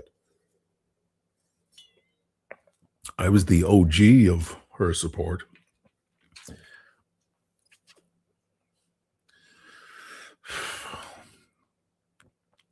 But whatever. Tony says, I wish watches weren't so big like in the 60s era. Well, you know, I just had that rattly 5513 on. I was expecting it to look smaller on me, honestly, but it actually wasn't that bad. Fuck. But I hear where you're coming from. There's a lot of, you've seen on the red carpet and so on, a lot of people, a lot of celebs are wearing little slight dainty watches now. It's kind of taking a turn.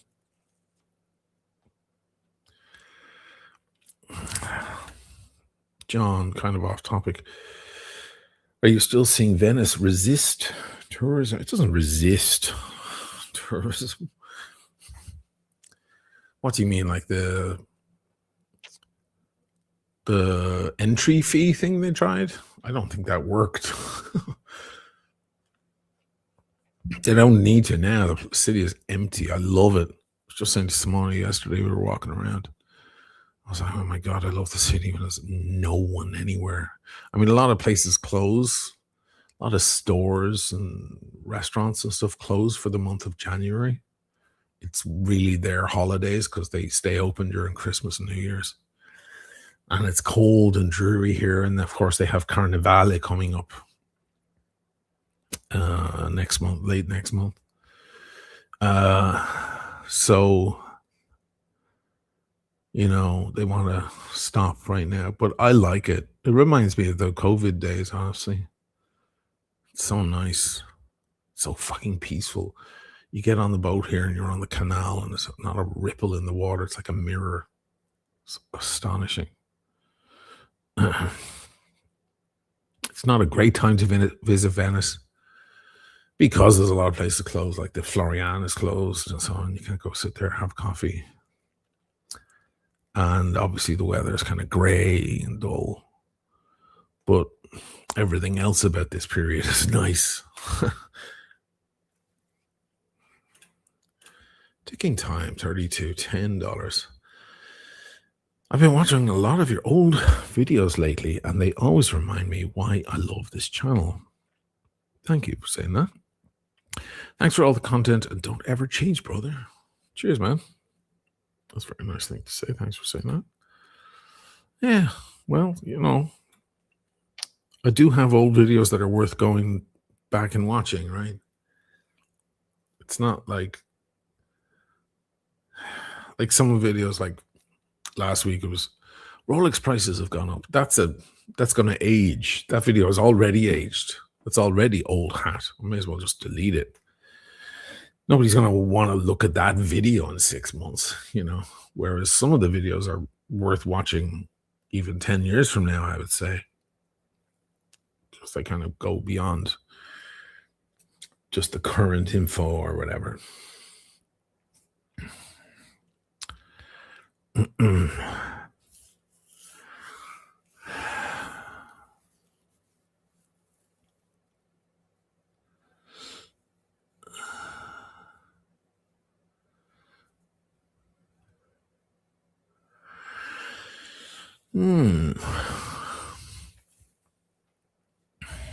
Griff, yeah, I missed that con. What do you mean you're missing?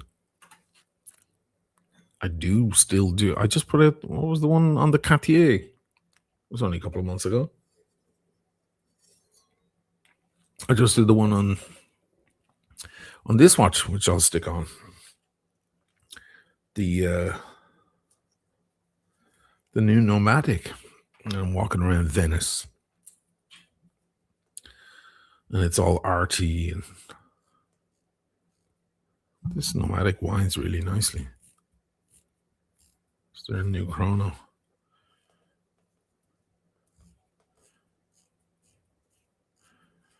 Let me set it. Just do a rough setting.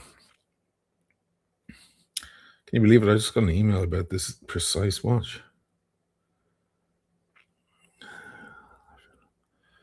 11:51. Oh wow! I felt the date change. It was like a vibration through the whole watch. This is the new Nomadic. That's an RT video, and there's a lot of Venice walking around.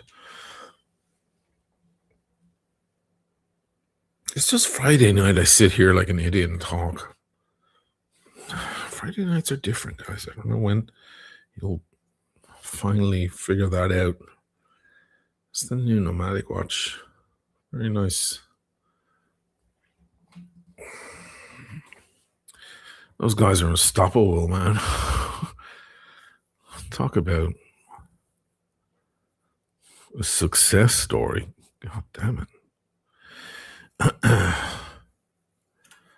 Michael, what sunglasses do you prefer? Oliver Peoples. I'm a big fan of Oliver Peoples. And I like Persol. But the ones, from the channel, the ones that are in the logo down here are just Armani, Emporio Armani, not even real Armani. They're relatively cheap. I think they were only 80 or 90 bucks. No, they're a bit more than that. But they're nothing special. They just suit my face. It's all about buying the sunglasses that suit your face shape, your head shape. That's the most important thing. Doesn't matter if they're $5 or $500 or $5,000. You can spend a lot of money on fancy sunglasses.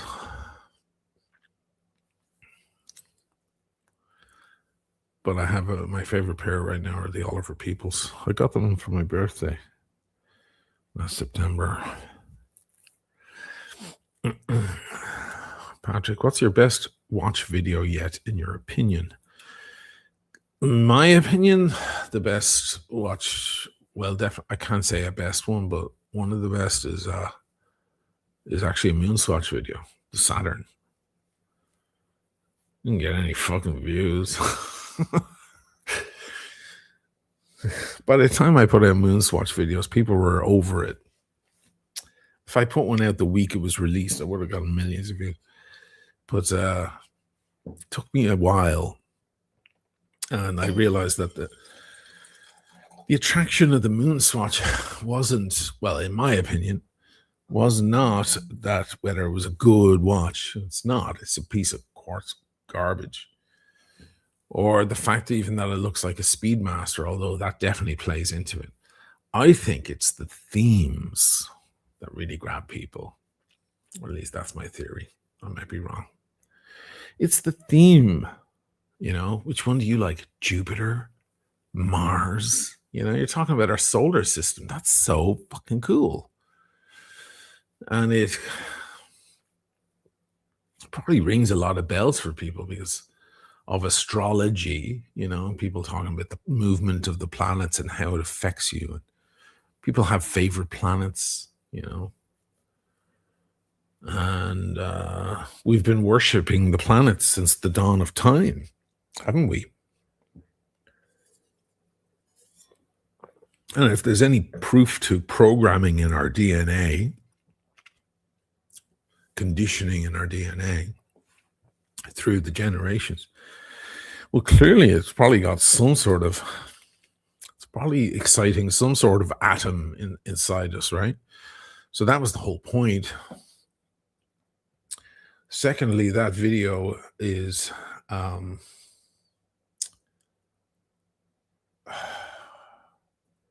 video was the first time I got a prime lens.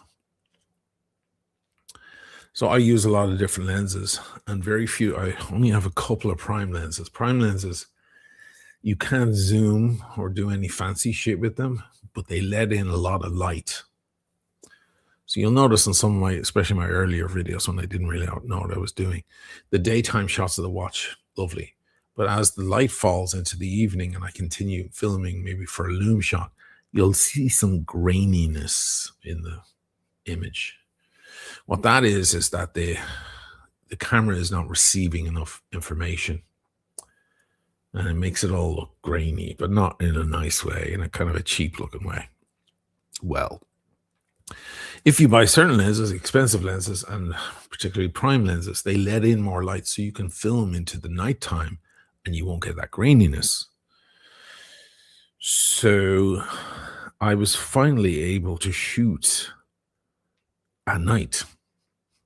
And the beginning of most of that video, except for the very end where everything kind of becomes daylight and it matches with the music, is very late at night. And you see Venice with its shadows, which a lot of people miss. They come to Venice for the day and they go in the gondola and it's all nice and sunny. They don't see the murky, kind of spooky Venice. And there's a beautiful Venice late at night with all its strange shadows, pillars and so on. There are shadows across the concrete across the marble, etc., etc. And the moon swatch is the one I started with was Saturn, the Saturn moon swatch. And Saturn, you may not know this, nobody ever talks about it, but Saturn has the biggest shadow in our solar system. The biggest shadow, apart from when there's a lunar eclipse. Actually, no, including then. It's even bigger than that. It's way bigger than that. What am I talking about? Because Saturn has its big rings. They go out for 175,000 miles. They're enormous rings, very prominent. Most of the planets in our solar system once had rings, including Earth. They just dissipate. You just happen to be alive while Saturn has its rings. Eventually, they will go away in like 1,000,000 years or something. It'll take a long time. But for now, we have these beautiful rings around Saturn. Well, Saturn, when the sun hits Saturn, the planet, it casts a shadow across the rings on the other side. That shadow is the largest shadow in our solar system. It's much bigger than any shadow you've ever seen by an incredible amount. So I was able to film Venice in the shadow. So I called the video Shadows because I talk about the shadow and I talk about Venice and the strange, spooky Venice and all of that. And there's a lot of shots in that video that I was never able to get before on the channel. Like there's shots of the gondolas in the middle of the night and just spooky low lights, under the arches and the pillars and so on. And no grain, no nothing, because I'm using this 85 millimeter prime lens, which my daughter then stole off me. She's like, I want that fucking lens. Thank you very much. I replaced it, but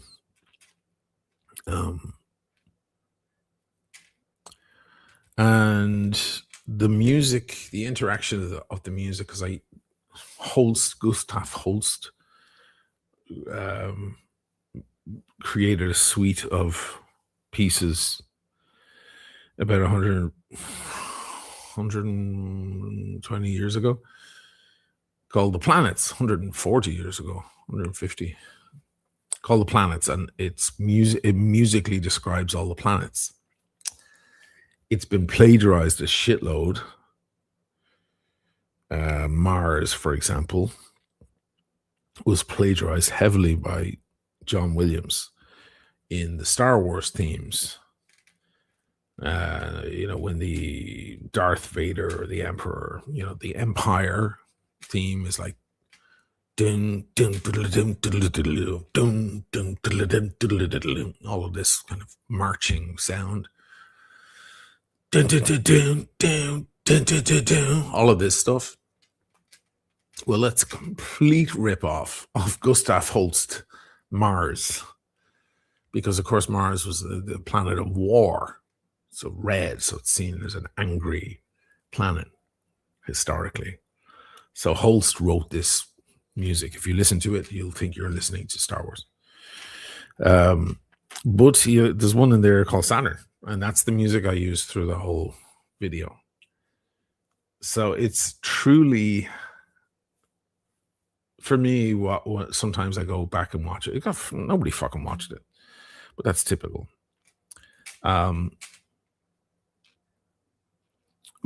When I go back and I watched it, like, I don't know, 6 months ago or more, I realize it's like a perfect just marriage of elements between the music, the cinematography that has never been seen before on the channel, completely broke through all boundaries that the channel had before. The themes were really, really strong. The whole thing just marries together really, really well. Oh yeah, how could I forget? It also has the longest shots ever seen on the channel. So there's a certain moment where you're looking up at the stars and you don't realize that one of them is Saturn. And I start to do zooms, and I have some big, heavy zoom lenses, and I shot in 8K, which is way higher resolution than I can even show you on YouTube. But I, zoomed it with the heavy lenses and start zooming in until you begin to see the shape of Saturn. And then there's a guy in Bologna in the Piazza Maggiore who has a monster telescope hooked up to a laptop. And I paid him for the footage to get some sick shots of Saturn. So there's a mad zoom in of Saturn on the channel. All this fucking work I go to. In the end, I should just be sitting here going, welcome back to my channel. This is my Tudor Pelagos is the best watch of the year. But instead, no, I'm like, no, I need a nighttime shot of Saturn. The people will love it.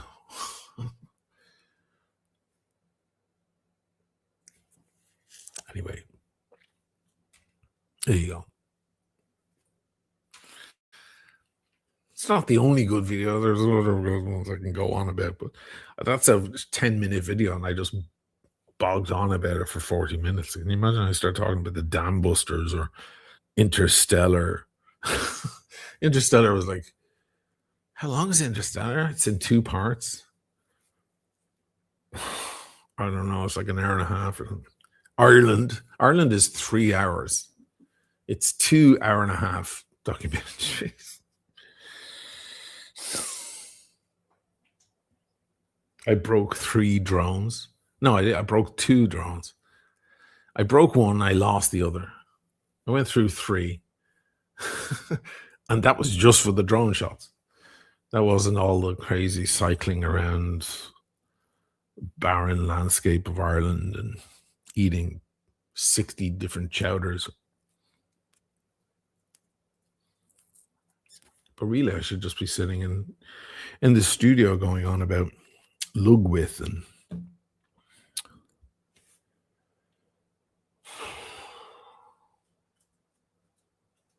yada yada. Glaxine, I like Bassano del Grappa, where you go to the cocktail bar. Yeah, that was back kind of at the beginning when I was discovering how to do this stuff. Yeah, I was just trying different cocktails. That guy uses me as a guinea pig. He's just like, okay, sit down, shut up. I'm just going to start handing you cocktails, different bizarre things. I'm like, okay.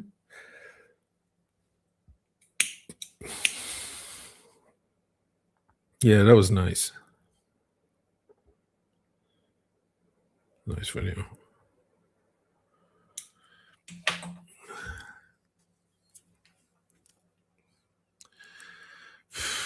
Darren likes the floppy hands and the watches. That was the parody. I forgot about that video with the floppy hand. The hand goes crazy.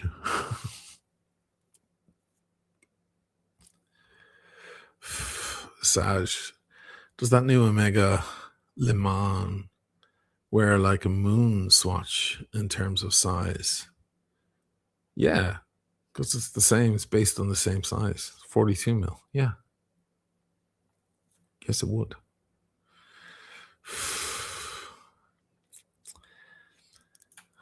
Michael, just listen to Holst Mars. Yeah, you can hear it, right?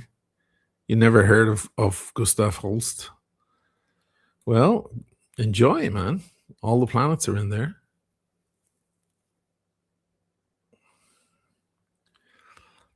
Yeah, the very end is, here's the funny thing. When I did Dam Busters, right? Dam Busters is from 1955, the film, the original film, about, of course, Operation Chastise, astonishing military operation in World War II.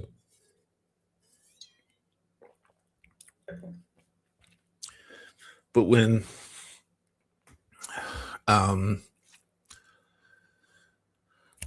George Lucas made Star Wars. Some people spotted a similarity between Star Wars and the Dam Busters. A lot of similarities, especially in the mission. And there are even shots, the shot in Star Wars when they're going over the Death Star and they have to find this track, this ridge, this kind of, what would you call it? Yeah, this lower track that they wind up following all the way down to the end where they shoot the missile down that's going to go down a little pipeline or something, blow up the whole thing, and they're being chased as they go down. It's a really great cinematic moment. Well, that's exactly the same thing as what the guys did in those Lancaster planes. They followed a river, and there's even a shot in Dam Busters where they actually turn onto the river, like they're coming up and then they turn onto the river, and then you get the reorientation of the river. And you can totally see in Star Wars the moment where they're going to cross the surface of the Death Star, and then they turn into that tunnel or pit or whatever you would call it. What is the word? I can't even think. It's almost identical shot. And there's all the turrets that are shooting at them as they go, identical to the Dam Busters. So I thought, well, I'm putting this documentary together and I'm going to use all this footage from the old film. I had to recut it myself and all of that, and add stuff just to build a drama. But I thought, well, if this is the original, then I should use the original music. So I used Mars. I used the Holst Mars in that documentary, and especially for those scenes. So in a way, it's kind of like the original Star Wars. Star Wars is using John Williams' plagiarized version. Sorry, John Williams, you're an amazing composer, but you do rip people off a lot. You copy a lot of great composers. He was using that, and Lucas was essentially plagiarizing this old 1955 movie. I'm going to use the original version of the music with the original riveting scene from Dam Busters. And even if you look at Star Wars, and when he's finally, like, Luke Skywalker's finally getting to the end and he shoots and then he pulls away from the Death Star and they're flying away, and eventually the Death Star just completely explodes. The music is dun, dun, dun, dun, dun, dun, dun, dun, dun, those big stabs, the whole orchestra all at the same time. Well, I did exactly the same thing when they're dropping the bouncing bomb, the upkeep bomb, as it bounces, and I even timed the music. You see the bounce and you hear the music going down, down, and it all kind of matches up. I did exactly the same thing. It was fun.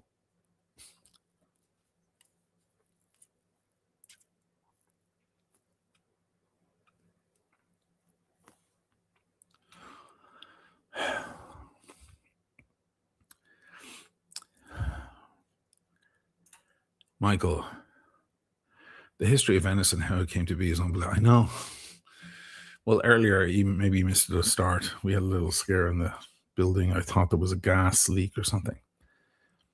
And we figured out what it was. It wasn't. But I was hesitant to call the fire guys, pompieri, as they call them here, the firemen. Because I don't know about Venice, but if you did that in New York, if you call the fire department in New York and say there's a smell of gas in the hallway, they're at your house in about 60 seconds and they will break the door. They won't even wait till you answer the door. They will literally ram the door in. They will break everything until they find that gas leak, because it's super dangerous. Well, this city is built on wood, so the prospect of a fire breaking out could be completely disastrous. So we had a bit of a nervous scare earlier, but turns out it wasn't anything like that. Thank God. If you'll notice a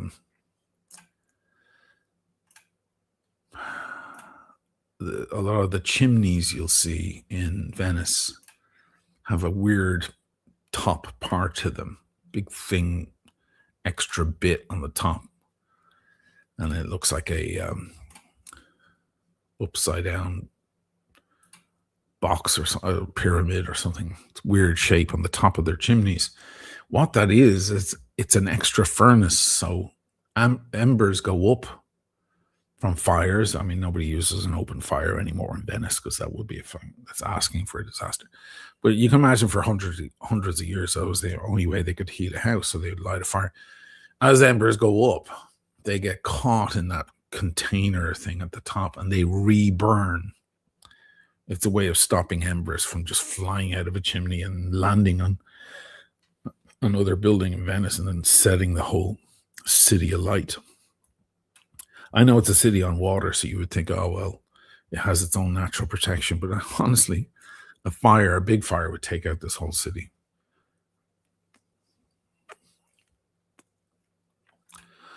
Time and Tester, what's my PayPal name? Oh, you want to send me a PayPal? It's the Timeless Watch Channel at gmail.com. It's the old name of the channel. And that's the first name. The Timeless Watch Channel at gmail.com. Thanks, man. Trench, Darren. Thank you. Trench. Why was the word? Oh, God. Stay on target. There you go. Stay on target. The trench run. You see, I should have been reading the chat. I swear to God, if you'll see it in my, if you don't want to go back and find it in the original movie, you can see it in my Dambusters video. Just flick forward to the bit where they do the mission.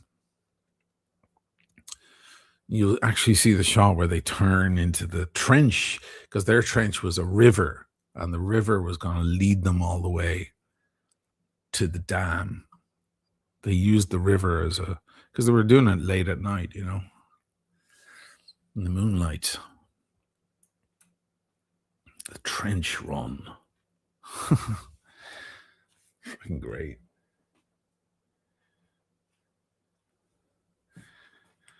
That's a good video.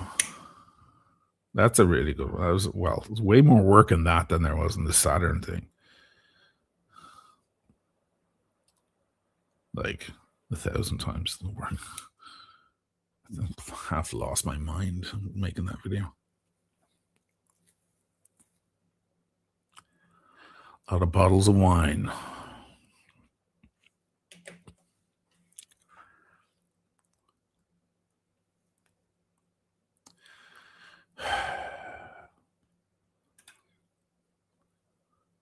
Alpine Adan, Omega Speedmaster Racing. I love those. I like them because the racing ones tend to be in 44 mil. So I like them. Yeah. DJ likes Lisbon as well. Yeah, that was a nice one. Yeah, Lisbon was nice. There's another place where I lost gear. I broke a zoom lens in Lisbon and a tripod.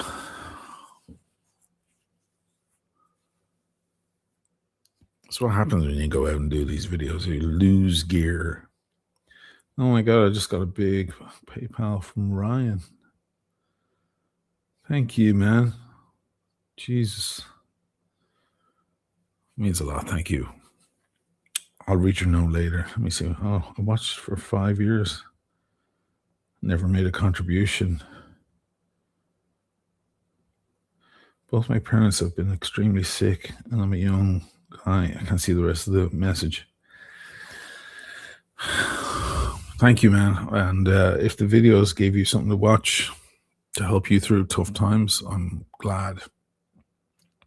I'm very glad. Thanks. Thanks for that. PayPal means a lot. You never know who's watching, do you? Highland Hamish, have you seen the Harrison Ford videos for Glenmorangie? I have. And they're really good.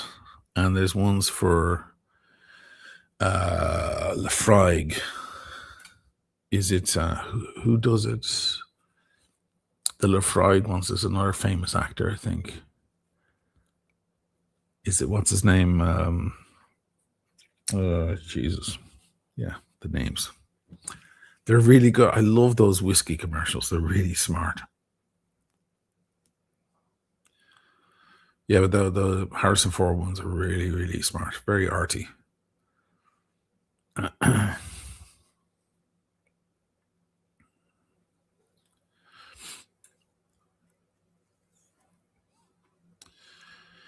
What do you say I go over to thank you, Time and Tested Legend. Do you have a channel, or is it called Time and Tested? Willem Dafoe. Thank you, Highland Image. Yeah, the Willem Dafoe ones are really good too. I love the cheekiness, the cheeky nature of the Scottish whiskey commercials. They don't romanticize their whiskey. They kind of almost make fun of it, which is really cool. The flavor profile, Lafroig in particular.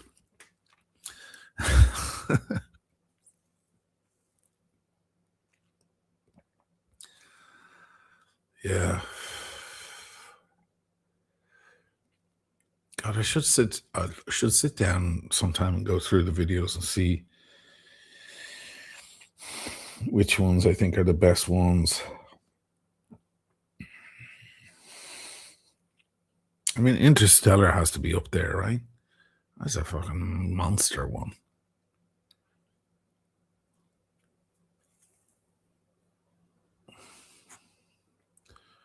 The Zero S ones are really good because they're telling amazing stories, very touching stories. Those stories tell themselves, you know. Even the Great Escape one from last year.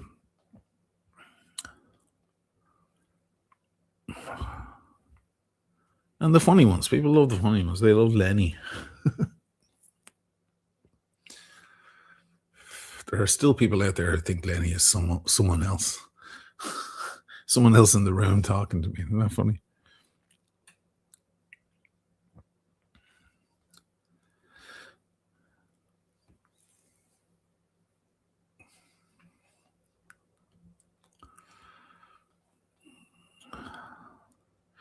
Sharon, I haven't seen it. Which one?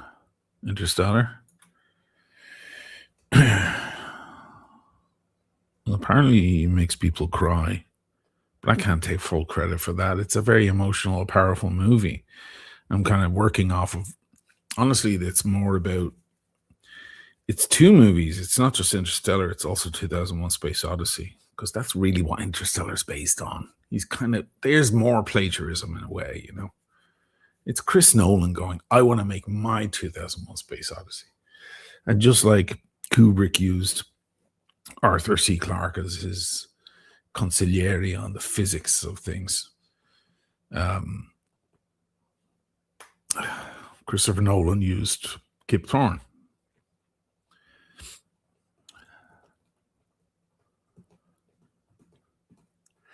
Darren, Criminal Interstellar is on YouTube. No, YouTube won't carry it, but the video has the link. If you click on the video, it's just me sitting on the water explaining. You have to click on the link and it brings you over to a different service that has the video. Yeah, I know. No way around that, unfortunately.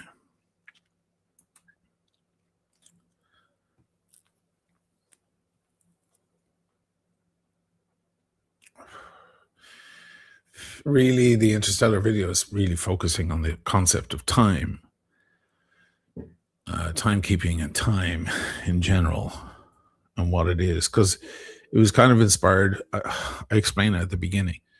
I was in Barcelona years ago with an ex, and her ex, she was still in contact. She had an amicable breakup with some ex of hers. He was actually from Venice, believe it or not. He's an astrophysicist, really smart guy, funny guy as well. And he worked with Kip Thorne. He knows Kip Thorne. And astrophysics is his thing. But she kind of maintained contact just as a friend. They knew each other so well from years and years. But anyway, we were in Barcelona, and he was in Barcelona with his new girlfriend. So she goes, "Hey, would you be interested in doing a dinner?" And I was like, "God, we've been together, 2 months, and you want to introduce me to ex-boyfriends?" I was like, "You're lucky I'm very magnanimous." Okay, fine. Let's do it. Actually, turned out to be fucking great night. Guys, fucking a lot of fun. And so it was the four of us at dinner. We met at some flashy restaurant in Barcelona.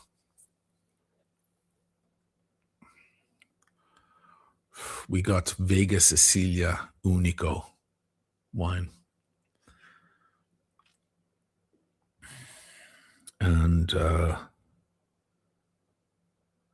we didn't talk about physics because it was the girls were there, you know. We were just chatting about funny stuff. But at a certain point, they get up and go to the bathroom, you know, girls, when they go to the restroom. So I'm there with him. I was like, "Listen, I don't want to." I'm sure you get asked questions about Kip Thorne and astrophysics all the time. You're probably not interested.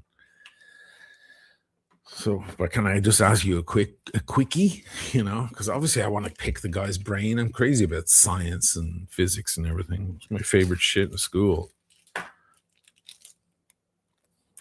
My big subjects in school were obviously music, but then physics and mathematics. That's the stuff I was best at. And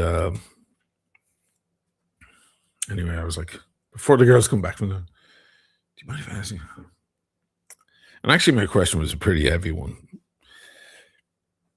I said, "Do we know what time is?" And he goes, "Well, there's a long way of answering that, obviously, but we're not going to do it because we're at dinner." He goes, "Well, the short answer is no. We have no fucking clue what time is. We don't even know if it's actually there at all."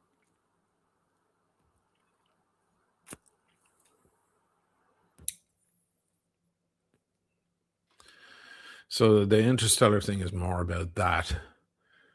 It's about what we perceive time to be and what actually time is. We might be looking at something and thinking it's something, but it's actually something else. Like the guy who grows up in a cave, he has no legs, he can't move, and someone lights a fire behind him every night. And there's a shadow cast of himself on the wall, and he grows up thinking that every night a strange creature arrives on the wall and imitates his movements. Actually, all it is his own shadow. It's just there's a fire behind him. He thinks he's seeing a thing that's actually something else. And that might be the closest explanation we have to what we think time is. We think we're looking at something that's actually the result of something else.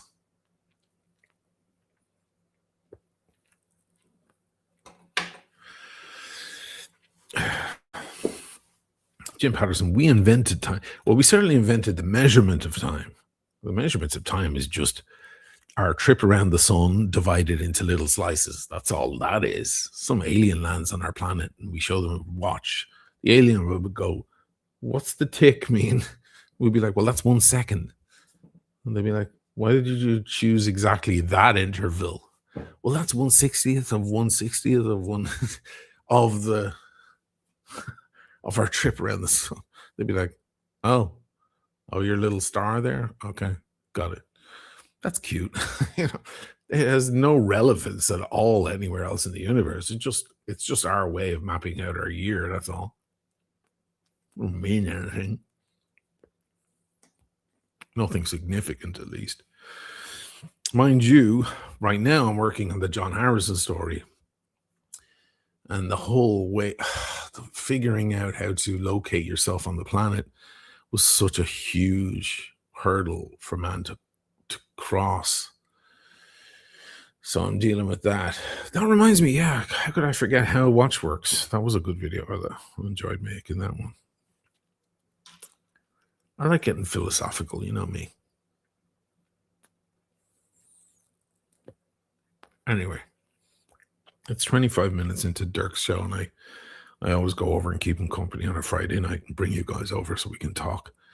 There's another guy who knows a lot about space. Dirk can talk a dog off a meat truck, as he would say, about space.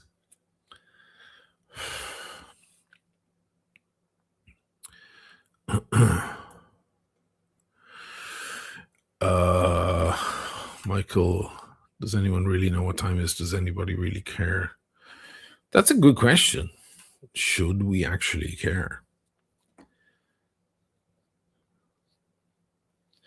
Because actually in Interstellar, it explores the idea of love as a tangible thing, as connection between people and so on, being a quantifiable force. And yes, I do talk about the four great forces of the universe. Strong nuclear force. I don't really talk about weak nuclear force. Maybe I'll try and talk about weak nuclear force next time I'm talking about something like that. But I do talk about gravity and strong nuclear force in particular.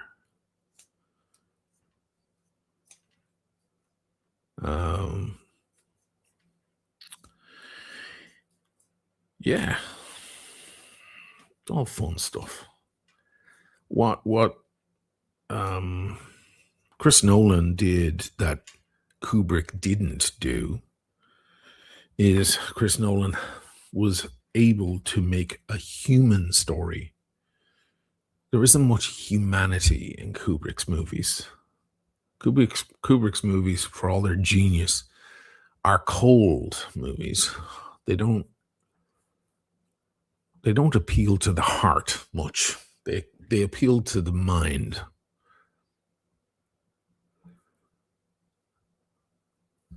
What Chris Nolan achieved was something that appeals to the heart and to the senses, the emotional senses, emotional faculties, which was quite an achievement. And actually, as it happens, turns out to be essential to the story.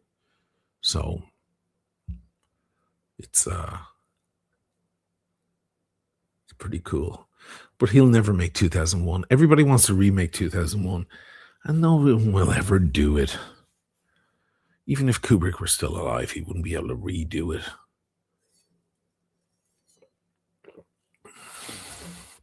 The travel, like the monolith's journey from the physical to the divine. I mean, there's so much to dissect in that movie, and I was really happy to include a lot of it in that documentary.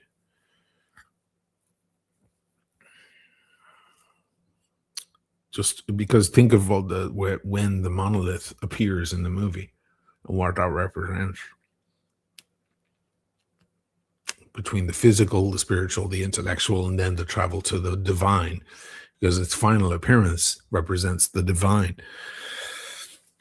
which some might say is what separates us from the rest of the animal kingdom.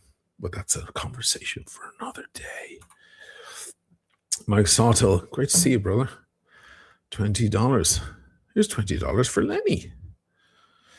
Tell him I loved the singing on the Zenith Chronomaster. Oh yeah, that was fun. I forgot about that. Shit, there's so much stuff. What's this? Daytona in the skies. I forgot about that video. What the fuck was I thinking? How drunk was I? Whenever I'm down, I put on Lenny's Zenith video. Wow.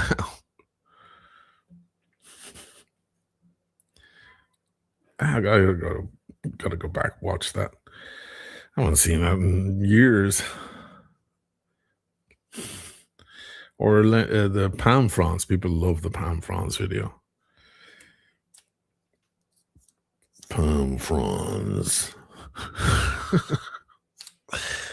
Oh, God.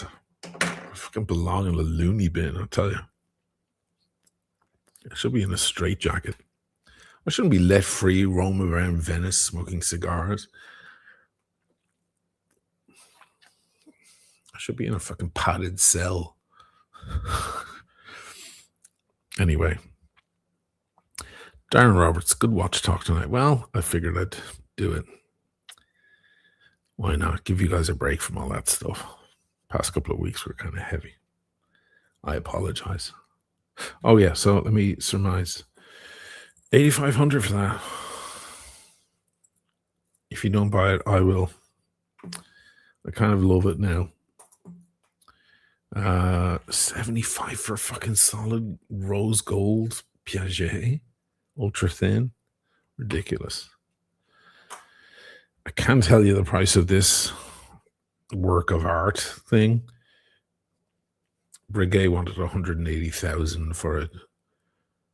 They're going for what was it, 48, 45 or something on Chrono. It's even less than that. So, and that was that. The only other thing. Oh yeah, then there was the Cartier. Although I don't know.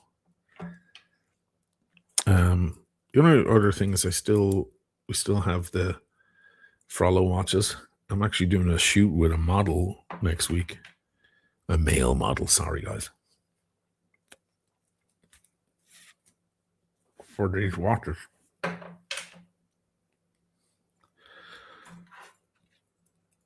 This is my favorite. Do I have the I have a blue one here. Blue is nice.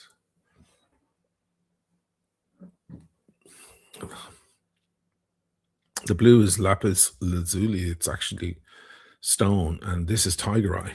And this is my favorite one because look how the light changes. It's really exaggerated when the sun comes in and catches the stone. The light on the that's very hard to illustrate here, but the light changes on the dial. These are still available. They're on the OshinomaliChannel.com store. Lovely. There's blue, there's this one, there's the Starlight Murano marble one, or Murano glass one. That's the black one with the star reflections in there. The marble one I think is sold out, the white. And then there's a green one, which is malachite.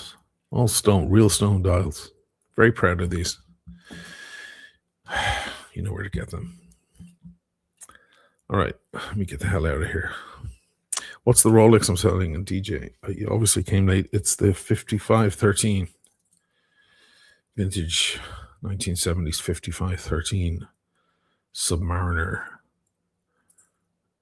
This is harking back to the Sean Connery days, or, well, a little after that. Let's stick it on.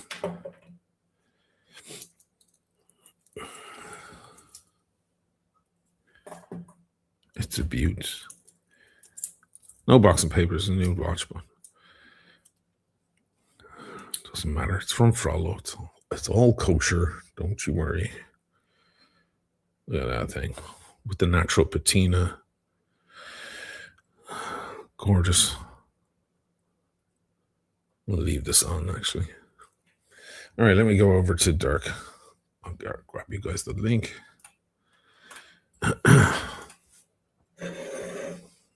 Kind of a headache from that